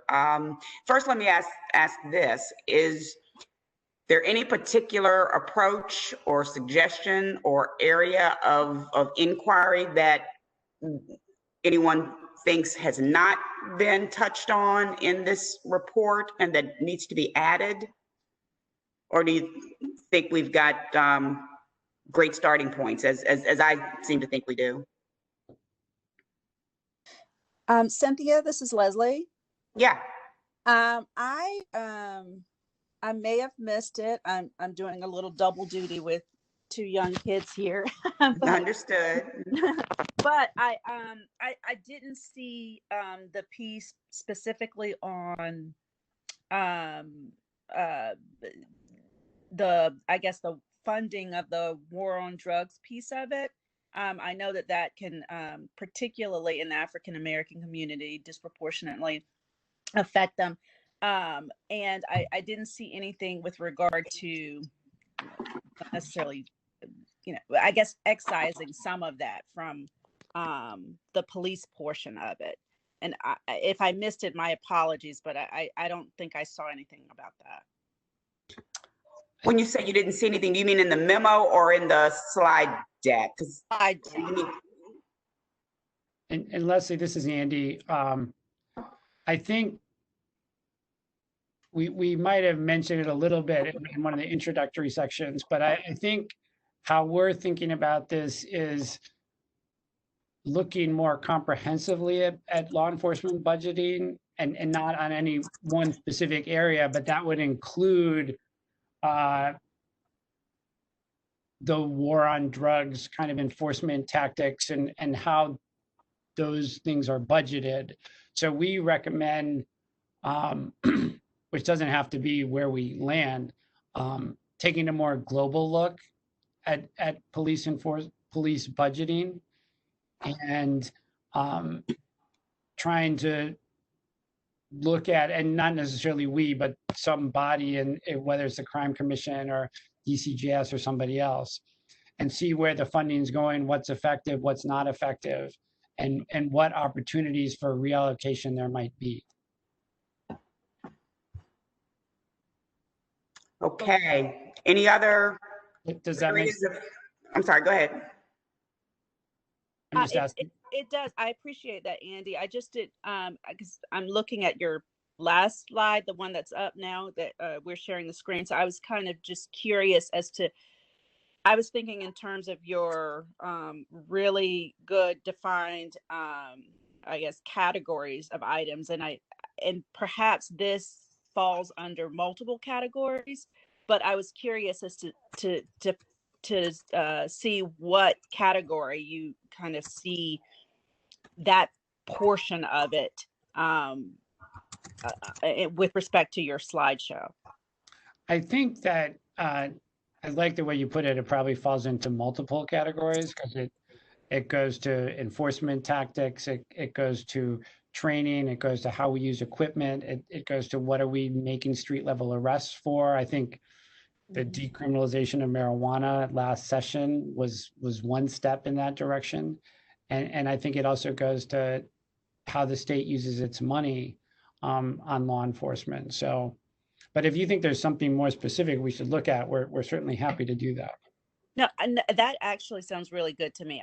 I just wanted to make sure I had it clear in my mind, but that's really helpful. Thank you. Okay, this is Birdie. And just to chime in, first of all, that was a great report. In reference to the war on drugs, I do think that we may need to drill down a little bit on that and as we move forward, because that probably is the area that is the clearest where there is a discrepancy between and disparity between the races. And it starts from Andy and I talked about this a little bit the other day, the zero tolerance policies that are practiced in minority communities. And basically, in an effort to quote unquote gauge this war on drugs, they will do what they call zero policy stops for traffic offenses in those minority communities, and it creates a lot of animosity. They will stop people, for a broken tail light, give them a ticket, and then say, I detect the odor of marijuana about the vehicle, and then they end up searching the vehicle, and it just creates a lot of issues. And then when you move to the enforcement tactics and the treatment version, a lot of times when I was on the bench, you would have, one element that would come in and everything was prosecute and put the person in jail, and then approaches for other families who would come in and say, oh, we put them in treatment, and so now just dismiss the charges or whatever. So just applying the treatment and rehabilitation to everybody across the board rather than criminalizing it for some and then saying, okay, this person needs treatment.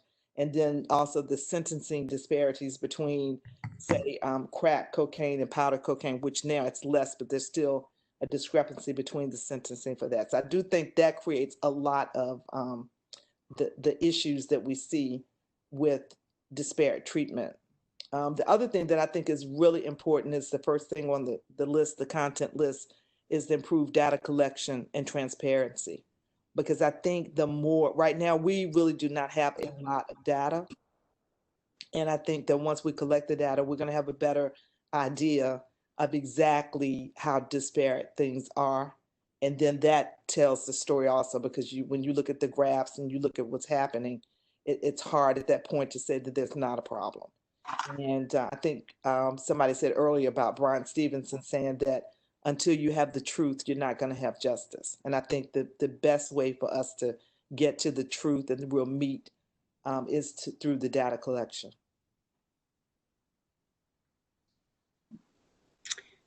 Anything else in terms of the scope of the coverage of the memo? And then perhaps next week can drill down. And I would think, Andy, it's probably best slide by slide. So we'll have clear direction as to where the commission wants to go with respect to these policy and action choices.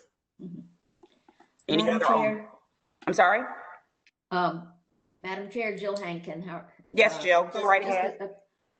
I wanted to ask, I was very interested in the comments of our guest speaker about recruitment of new police officers. Yes. To try to build police forces that represent the racial and ethnic and sex population in communities. And Andy, I don't know if that's appears in your memo or the recommendations. It feels like it would be under section B, approving officer accountability. And I know you had the question about 18 and 21-year-olds, so I know you thought about this. So I'm curious where you landed and if you think it should be part of the commission's recommendations? We looked into it, and we can look more into it and circle back on that. I know that one of my students did some looking and said that some of the research wasn't sort of as conclusive as one might think about the benefits of that. But we will, given what she said and her endorsement of it, we can certainly take another look at that, because that was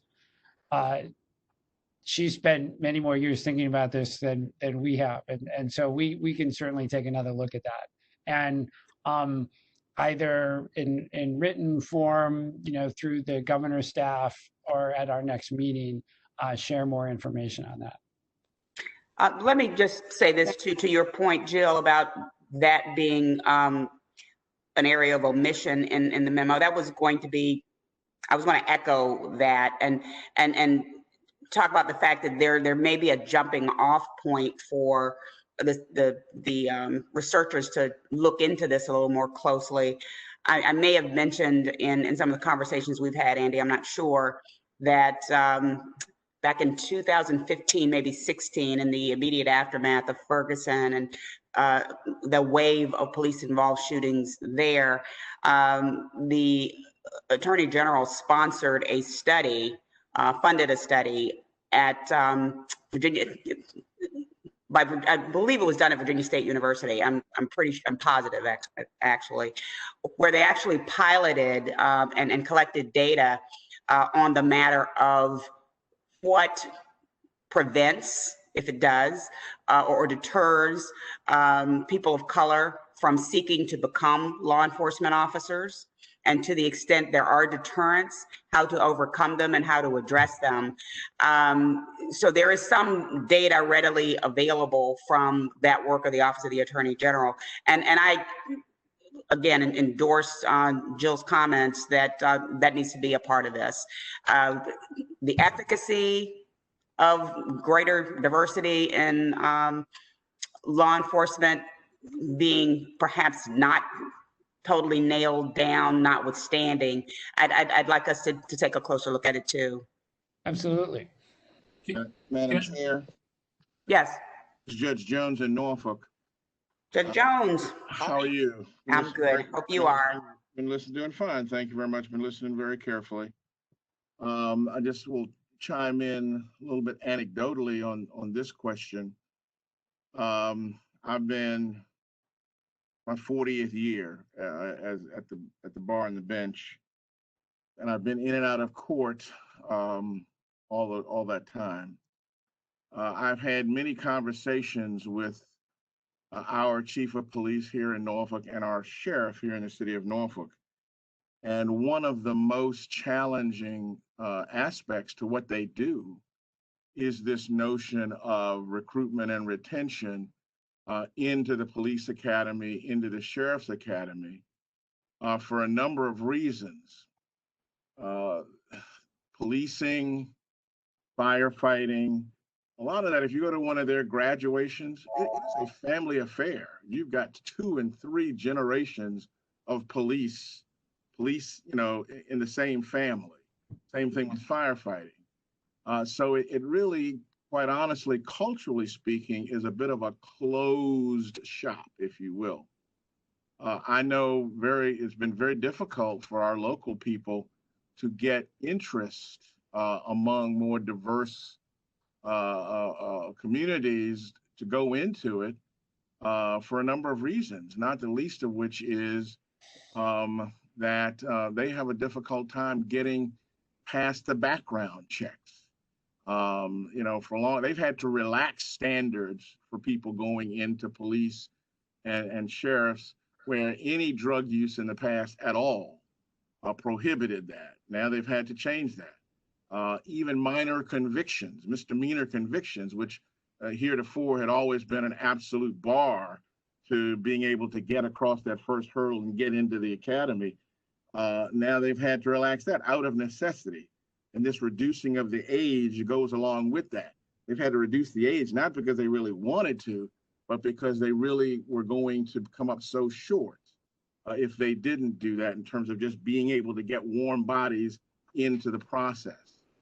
And around here, where we have Norfolk and Portsmouth, there are central cities. In the suburbs, Virginia Beach, Chesapeake, Suffolk, places like that, there is a huge pay disparity between being on the Norfolk Police Department versus being on the Suffolk Police Department.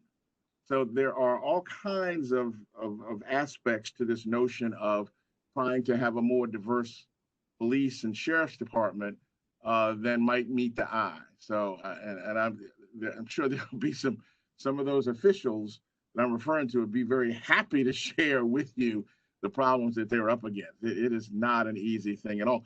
And I wonder, I mean, my question is, have the recent events, are they going to make that more difficult?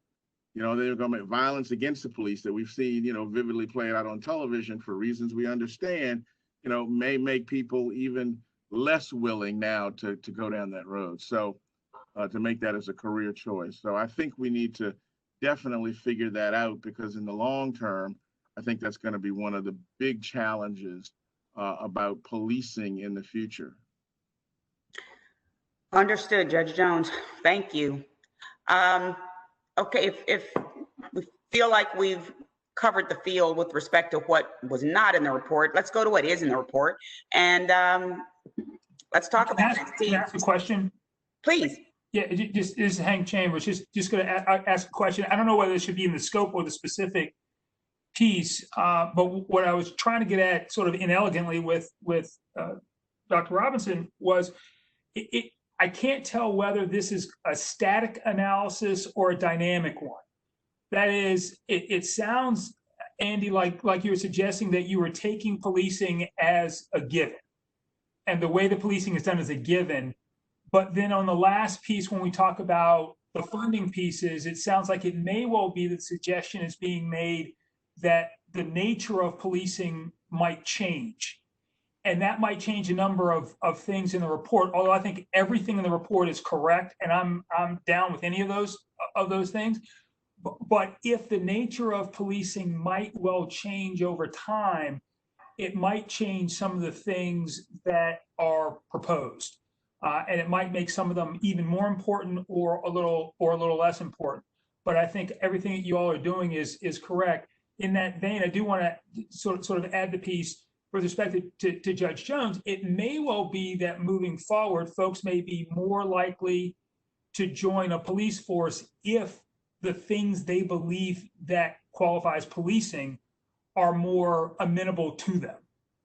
So if the nature, so if we ask what are police good at, and it turns out that the things that they are good at are the things that folks want to do for their community, then it may well be easier to find police officers. If, on the other hand, the notion is, no, what police do to my community is horrible, then yeah, I can understand completely why people would be less inclined to do that for things in their community. Very last piece.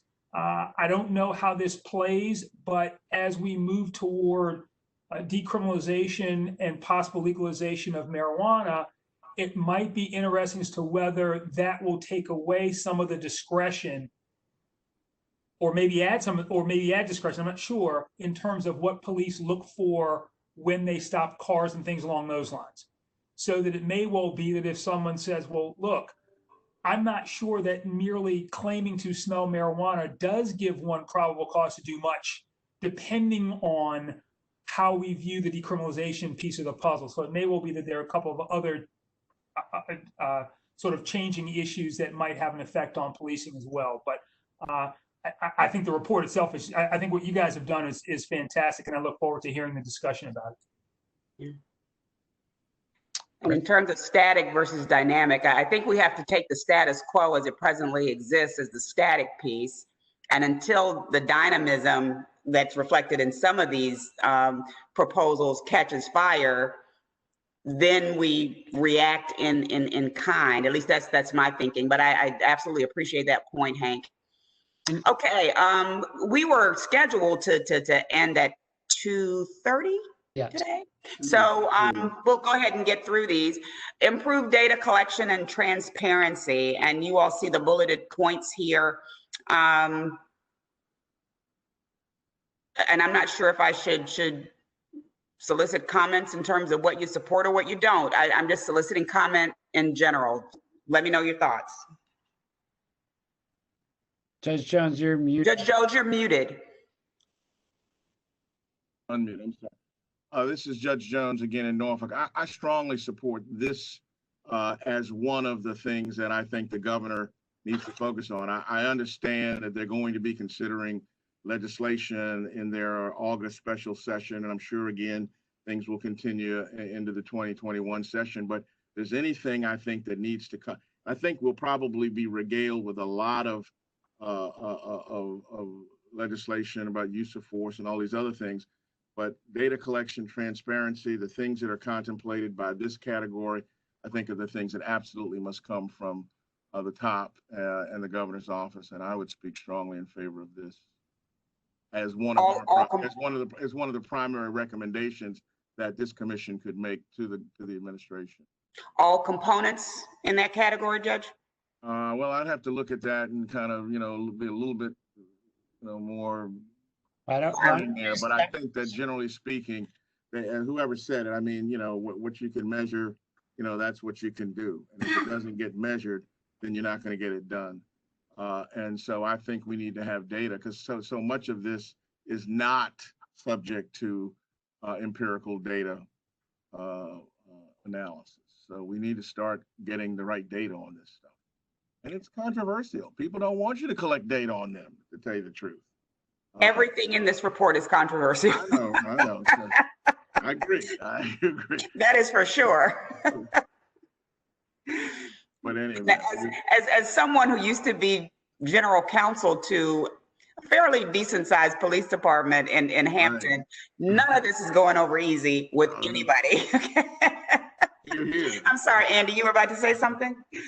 Well, I would say maybe for purposes of looking at these recommendations, let's separate out the civilian review board thing until the next slide and look at the more kind of technical data collection. So this basically contemplates changes to the Freedom of Information Act. That's part of it, to access disciplinary records. And what we recommend is being able to get access to criminal investigation records after the criminal investigation is concluded, not exempt those from FOIA regarding law enforcement. There was a new law that was passed this most recent General Assembly session called the Community Policing Act, and we're recommending some additional data collection categories there.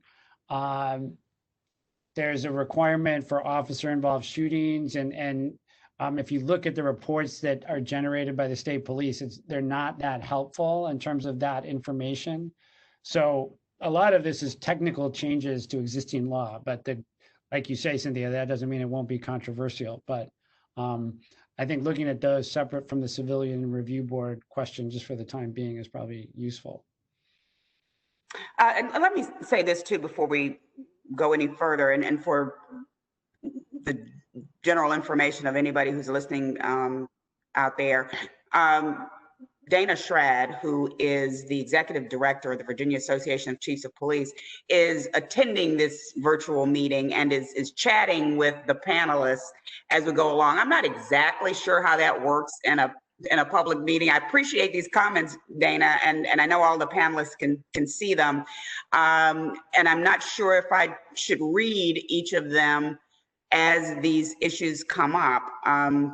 But I know that at least my plan is to throw out to the commission as we close out today that we invite you and other law enforcement stakeholders to come to our next meeting and to speak to these issues.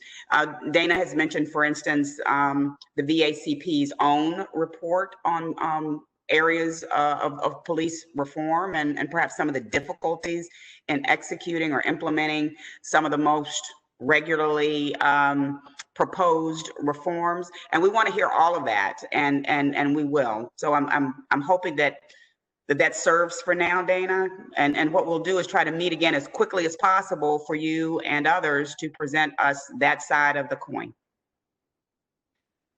Okay, I'm sorry. Were you ready to go to the next slide, or did anyone have any? I'm sorry. Madam Chair, I had one question Oh, go ahead, about Joe. the third bullet about expanding the data collection statute into enforceable racial profiling law. Can you just comment a little bit more about that? And I apologize if you've done so in the full report. So we give some suggestions about things like there being sanctions for lack of reporting. So state, I could imagine, and we haven't thought through in great detail how that would look, but if there's state funding going to departments and things like that, tying some of that funding to compliance with this data reporting. There was a recent newspaper article that suggested, and I don't know whether this is true or not, but that the officer involved shooting report was incomplete and it was missing a lot of information, and that could be for a variety of reasons. But there are not a lot of teeth to the data collection statutes, and I think what we think the commission ought to consider is whether we would want to add some teeth to some of those statutes, and we can certainly be more specific about that. It also could be that there could be liability for racial profiling, if that's what the data shows specifically. So not just compliance with submitting data, but looking at how it turns out. And that's another question. Thank you. So a long way to go to sort of craft the legislative language. We have some models. Yeah, I mean, some of this is easier done than others. And right now it's some of it, we wanted to keep it fairly high level and not get in the weeds just to see if there was sort of conceptual approval for what we were talking about. Yeah, thank you. Okay, other comments on the policy proposals in this category? Okay, let's move to the next category. Andy? Or did you wanted to pull this one out, you said? Well, I just wanted to talk about it in and of itself. Yes. It's related to data collection, but it's definitely its own. So just interested in people's thoughts about this.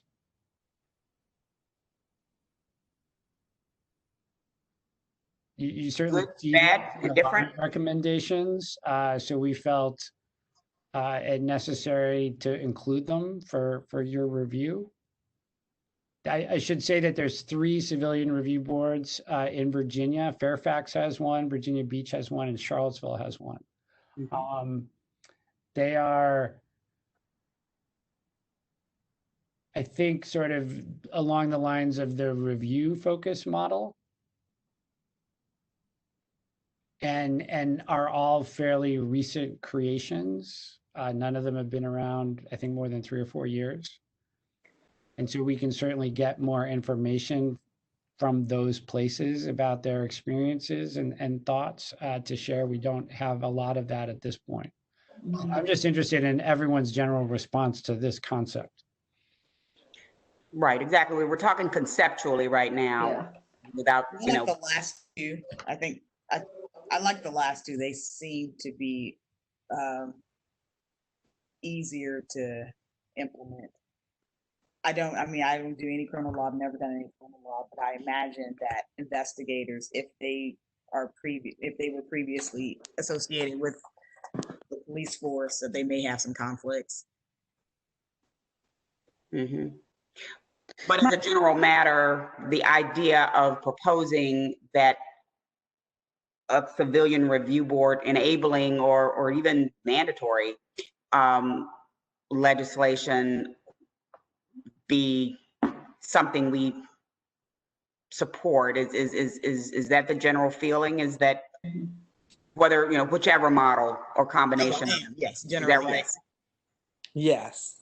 Okay, all right. I was going to endorse the review focus model, which is the choice among these that really involves. It sounds like it involves the community more, local citizens to be part of that. Because I think one of the other recommendations about the Attorney General being the place where the investigations are actually directed would sort of negate the need to have an investigative type model, which is the first bullet. Because I do like shifting a lot of this to the AG's office, and I think our speaker supported that idea. And so have a civilian review board really be local folks. I think that just to clarify, so the investigators where they have them, so New York has a model that's kind of like this. They're investigating more HR complaints, so civilian complaints that might misconduct, not criminal complaints. The AG would be investigating criminal complaints. So there wouldn't be that kind of overlap. You still might prefer the review focus model. I just wanted to clarify that. Yeah, okay, thank So you. can I jump into this? Is Leslie. So Yes, go ahead. I actually liked that the investigator focused model because I thought that it looked like it might have a little bit more teeth to it. Just kind of thinking about it that way. If it's volunteers and yeah, and I certainly appreciate the community member focus of the review focused model. But if these are what it appears to be with respect to the investigators, folks who are, I guess, the professionals who this is their job to handle these investigations, I would think that it would have more teeth with respect to making recommendations and them being followed.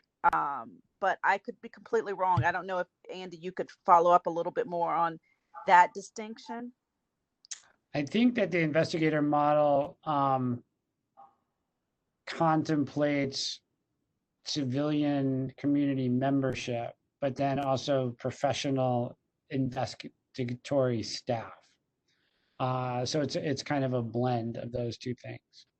And investigator models usually have subpoena power. I think it's possible. I do not have deep expertise on this. That the review focus models can also, if right now it's all locally driven, but it's possible for them to have subpoena power as well. I don't know that any of the ones in Virginia at this point do.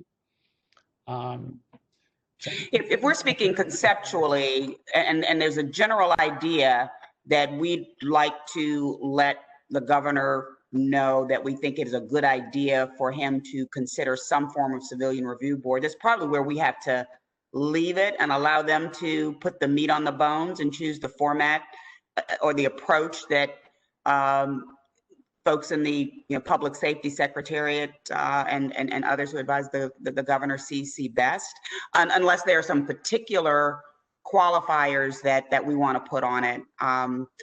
I think that's what I'm saying. I don't think we can create the civilian review board model in this meeting, in our world.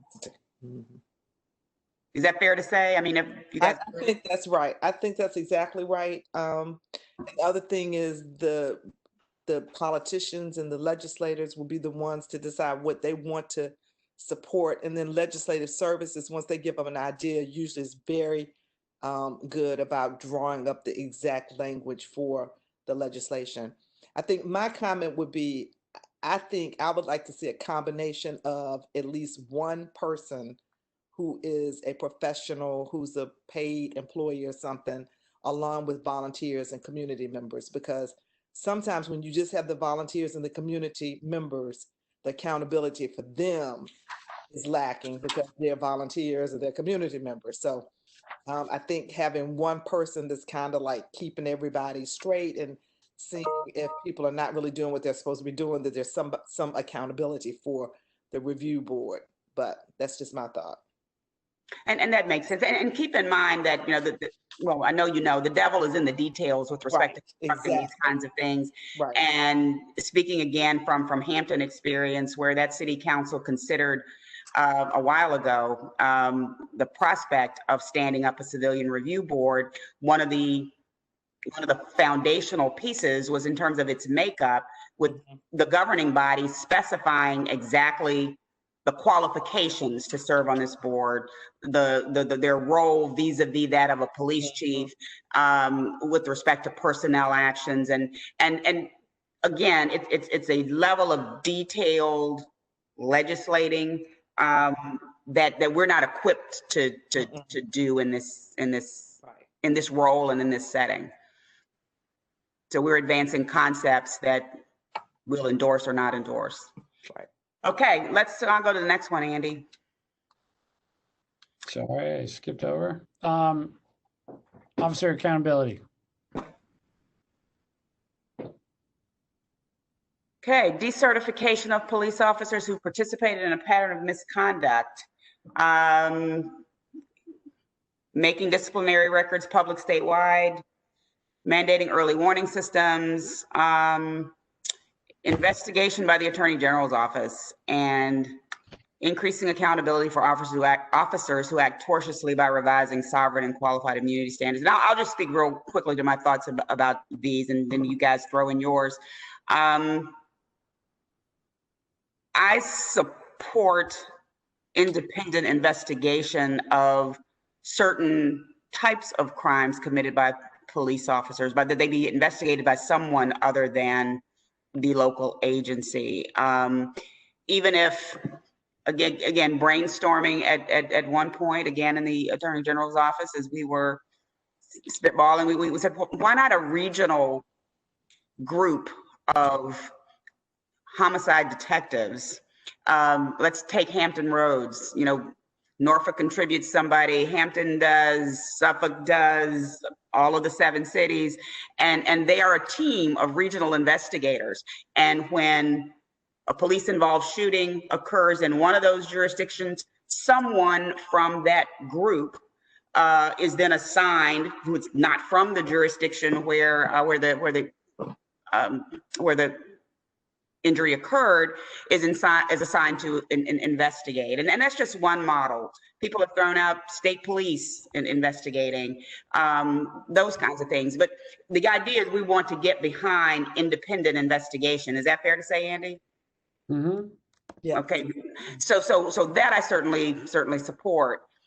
Disciplinary records made public statewide, obviously with a number of qualifiers and the right meat on the bones, I could support that. I think the fact that there is no means right now, at least not a broad enough means or set of circumstances whereby police are decertified based on their past conduct, that's an idea that we certainly need to advance, or that I would advance. The early warning system, once again, had some experience with that in Hampton. I believe it's in place there. Certainly endorse that. Sovereign and qualified immunity issues, that is extremely broad-based, and requires some refinement from my perspective. But again, I know we're talking conceptually. So those are my thoughts. You guys go ahead, have at it. Anyone?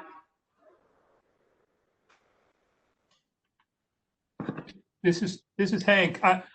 I'm fine conceptually in terms of talking about improving officer accountability. Although is the accountability point legal accountability that is separate from the review board? Because part of the question that I'm trying to figure out is does this all fit into let the public know what's happening with police officers and how they're interacting with the public, or is this more really about pure discipline?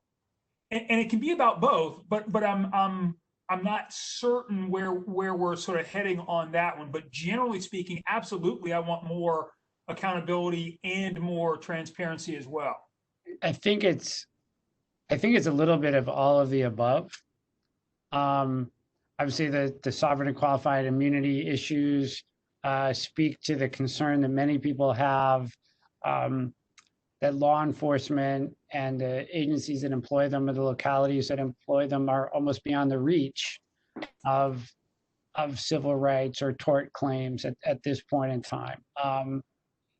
The early warning system isn't so much about holding officers publicly out to dry. It's about giving local departments the tools to identify those officers who are exhibiting patterns of problematic behavior and getting involved before something worse happens. The independent criminal investigation is to, I think, both from a fairness, from an optics and actual fairness issue, having independent prosecution, and there's a lot of different ways to do that. The decertification, there's concern that it's the decertification triggering behavior is too limited, in part because it's almost exclusively, not completely limited to criminal behavior, like criminal convictions, and there might be other grounds for decertifying officers. So I think it's all of the above, to answer your question. Okay. Okay. And I just want to make one other comment too, that I have heard from folks who've talked about in the qualified immunity piece, that an approach that might be considered is to have a state level counterpart to 42 USC section 1983 in the federal civil code, in federal civil law, that essentially gets persons who believe that they have been mistreated or that their constitutional rights specifically have been violated. And in this situation, you'd be talking about state level constitutional rights have been violated by police conduct, are able to pursue a claim under state law under a statute where perhaps there is no qualified immunity, and the statute would be written in that way. And that way, no matter what happens with qualified immunity under federal law, you'll have a state law option. And that has been proposed perhaps as a counter to the idea of tampering with sovereign immunity, which is of localities and of the state, which is such a broad foundational concept beyond policing that I think is too big a bite.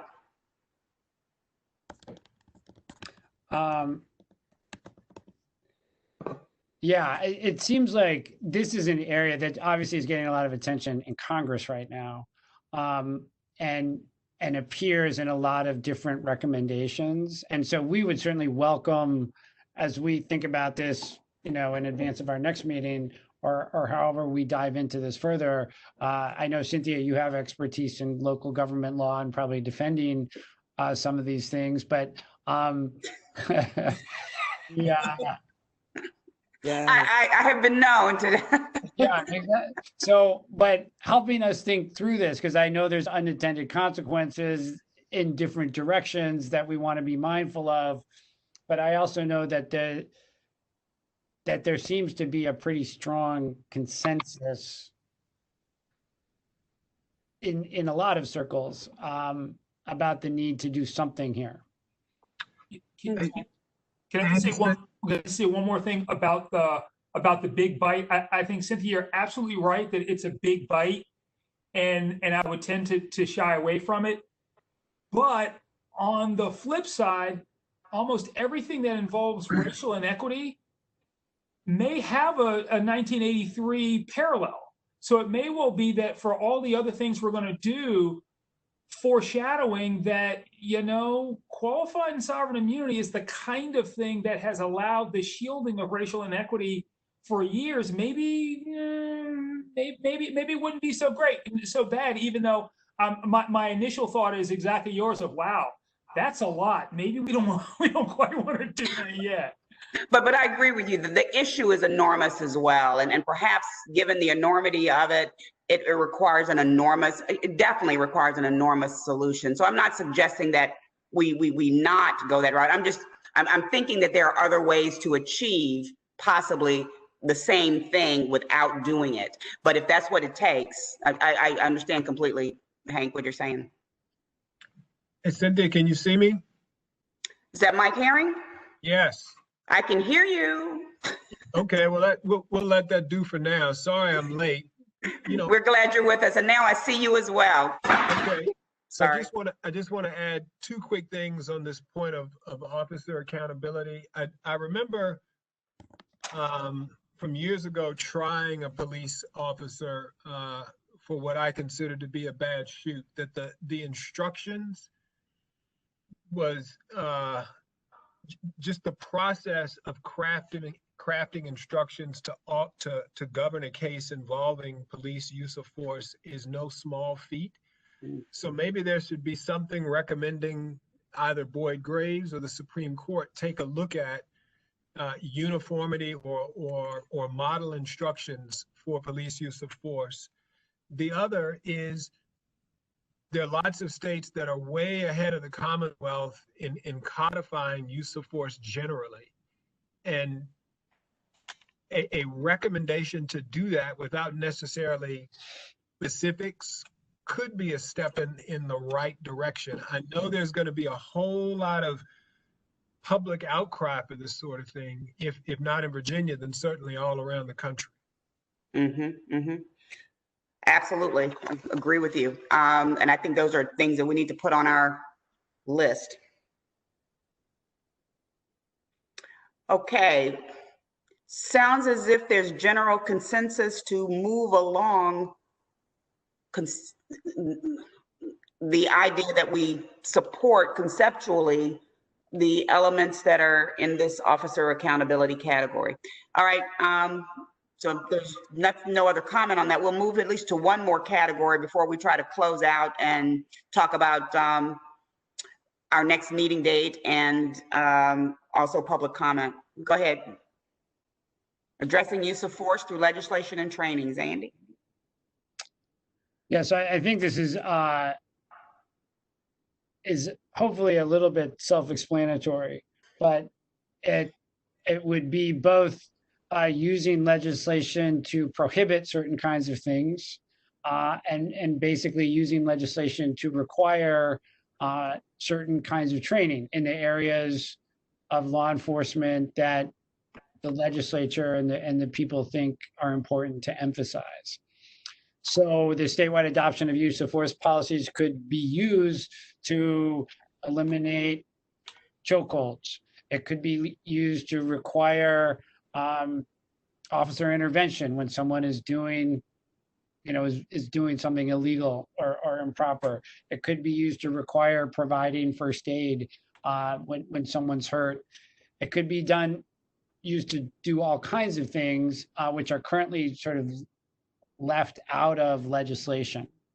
There are probably other ways to limit this, but this seemed to us to be a way to legislate some of the limitations we want, as well as to legislate some of the areas where we think there needs to be more robust law enforcement work.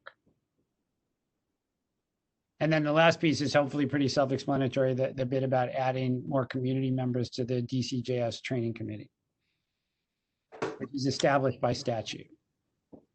Comments? Up, down? Thumbs up. I like all of Here. it. I like them all. Yep. Next one, Andy? Or is that it? Categorically. This is requesting a study. It could be done through legislation or some other means of what we're calling the militarization of the police, both in terms of equipment and tactics. And I think this slide hopefully speaks for itself. Equipment and tactics. I think that says it all, because it's not just the equipment. It's, I mean, well, like you said, it is this one's self-explanatory as well. Is there any lack of support for that? Let me put it that way. Again, it's calls for an examination so that it's better understood and can be addressed, obviously, based on whatever the findings are. Hearing no objections? Sounds like we support that. Decriminalizing high-volume, low-level offenses and use of an administrative or civil court to handle citations, tickets, and fines. So this could be somewhat analogous to what just happened with marijuana. And in New York, which is a main example, one of the offenses that I remember, which is probably a bigger issue in New York City than it is in a lot of jurisdictions. Virginia was public urination, right? So that was a criminal offense and it was a jailable offense, and they decided to take that out, but it was an offense for which there was a lot of law enforcement contact. Mm-hmm. And I suspect that if one were to scrutinize arrest rates and things like that, we might identify similar offenses. Or the alternative approach would be for existing criminal offenses to not require arrest, but to allow the use of citations and ticketing to kind of reduce law enforcement citizen contact for those kinds of activities that don't really threaten public safety, but Right. sometimes escalate into more, lethal encounters or violent encounters. Anything that gives law enforcement reasonable suspicion or even probable cause to stop someone obviously creates greater numbers of opportunities for the kinds of things that bring us here today to talk about police reform. This conversation, the ideas that you just described, Andy, I remember were brought up in connection with the General Assembly's consideration of outlawing cell phone use while driving. That it would be like carte blanche for stopping folks on that basis. It would be so prevalent, and to the extent you then get into I smell something, I see something, do you mind if I look into your car? The conversation goes in that direction. So, and I think this is a part of what this is addressing, right? Not cell phone use specifically, but the nature and number of offenses that require police intervention at all, because it would no longer be criminal, would perhaps address some of the concerns that bring us here today. Exactly. Okay. All right. We're running out of time, and is there another category? That's Save the best for last. Talk about a big bite. What I suggest is that, and I know I was being somewhat facetious last month when I said, oh, we should meet twice a month. We might be there right now. We are in, I'll say it over and over again, unprecedented times that call for unprecedented efforts to seize a moment and to address demands for change. And that's going to require us to step up and meet that challenge. So the other thing about this is what we've done today is talk about concepts we support or don't support. But what we talked about and what the governor has talked about is going beyond concept and to action and how quickly that might happen. So what I'd like to do is for us to get together again as quickly as possible, not only to complete our review of these policy options and our up or down on that, but also to hear from law enforcement. As I mentioned, Dana has been chatting away, and that needs to be a part of our conversation. And that we do that very quickly, and that once we do the up or down, we take a look in each category at how much of it can be done by executive order of the governor, how much of it can be done by agency regulation, how much of it might be whipped into shape by those who whip these things into shape for legislation that might be considered by the General Assembly in August at a special session, and maybe have that kind of shape our work for next time and make the next time pretty soon. How does that sound? Good. Sounds good. Okay, all right. Well, then let's talk about the when. Next week? 2 weeks? Well, I will say this for me. There is very little that is more important to me than this subject, and fixing something that I thought would never in my lifetime have this level of intensity about fixing it and fixing it fast. But I will definitely be the grandmother of 2 twin baby girls on Monday, and and I am probably going to want to spend a little time and need to spend a little time helping my daughter.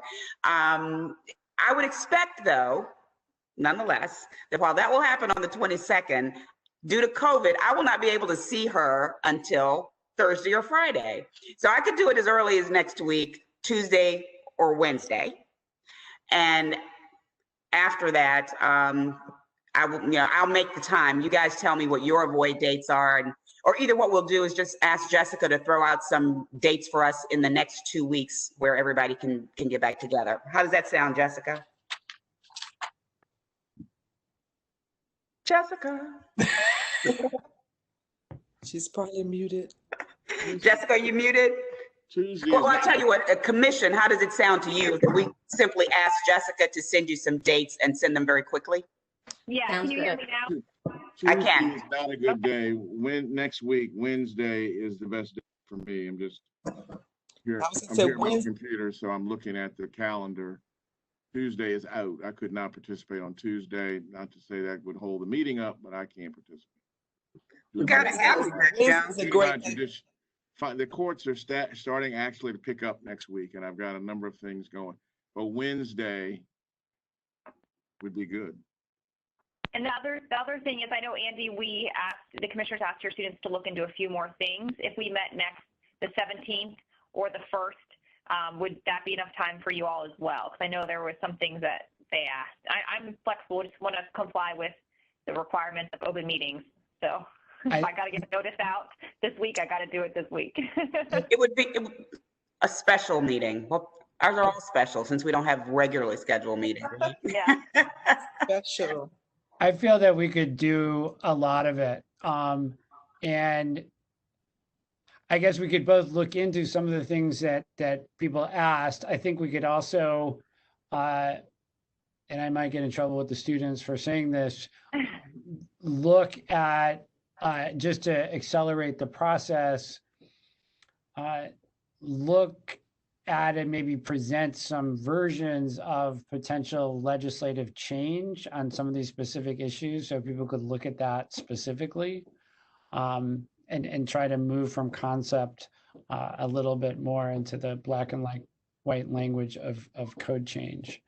And we'll do as much as we can.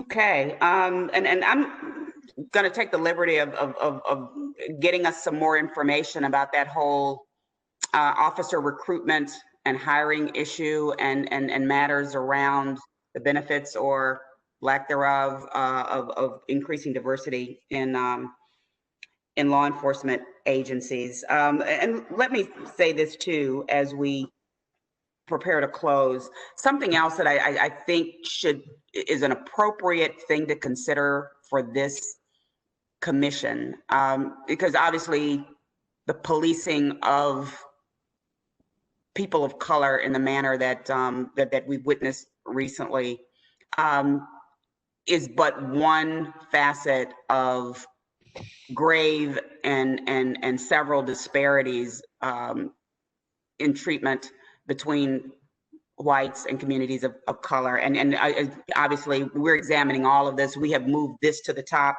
for the reasons that we all know, but kind of underlying all of those disparities is the idea, I think the fact that those disparities contribute to poorer health and lesser quality of life, physically, emotionally, and in every other way you can imagine, such that the idea that I've read about in Ohio and some other states where they're advancing this idea of declaration of racism as a public health matter is something that I think we should have a conversation about it sometime in the very near future. as soon as we are able to get through this very urgent work. Are there any other comments from the rest of the commission before we adjourn and then look for our next meeting date with Jessica's help? Yeah, I will send out some options for this afternoon. Anyone? Just another thank you so much to Andy and your students. Yes, Thank you. Every time they show up, just that much more impressive. So thank you for that. Guys, you know what I've done though, as I prepare to close this out, I've almost dispensed with public comment. Is there I was anyone? going to ask you about that. My next question. It's like, okay, did I miss it? No, you're right. I was barely right past it. Yeah. I don't know that is there anyone on the participating who seeks to speak? 2 minutes per speaker. If you are, you can message in the chat, and we will we'll get you unmuted quickly. Oops.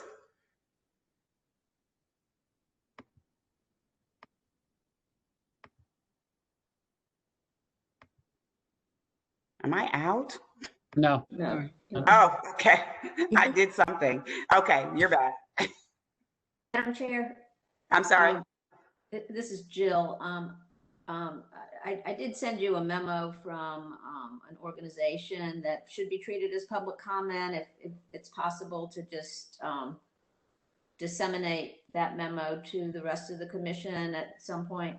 I will make sure that I do that. And I will also make sure as well that everyone on the commission receives the report of the Virginia Association of Chiefs of Police. I believe Dana has sent to all of us the link to that report and her comments to all panelists today. And I urge all of us to take a look at it so that we're prepared for that conversation next time. Thank you. Okay, hearing no takers, I'm sorry? Could you get that link in an email? Well, I'll put everything in an email, in one email, for everyone to have it in one place. Thank you. Okay. Hearing no takers for public comment, I believe we are adjourned. Thank you, everybody. Please stay safe, stay well. Thank you. Take good care. Thank you very much. Thank you, everyone. Bye-bye. Hey, everyone.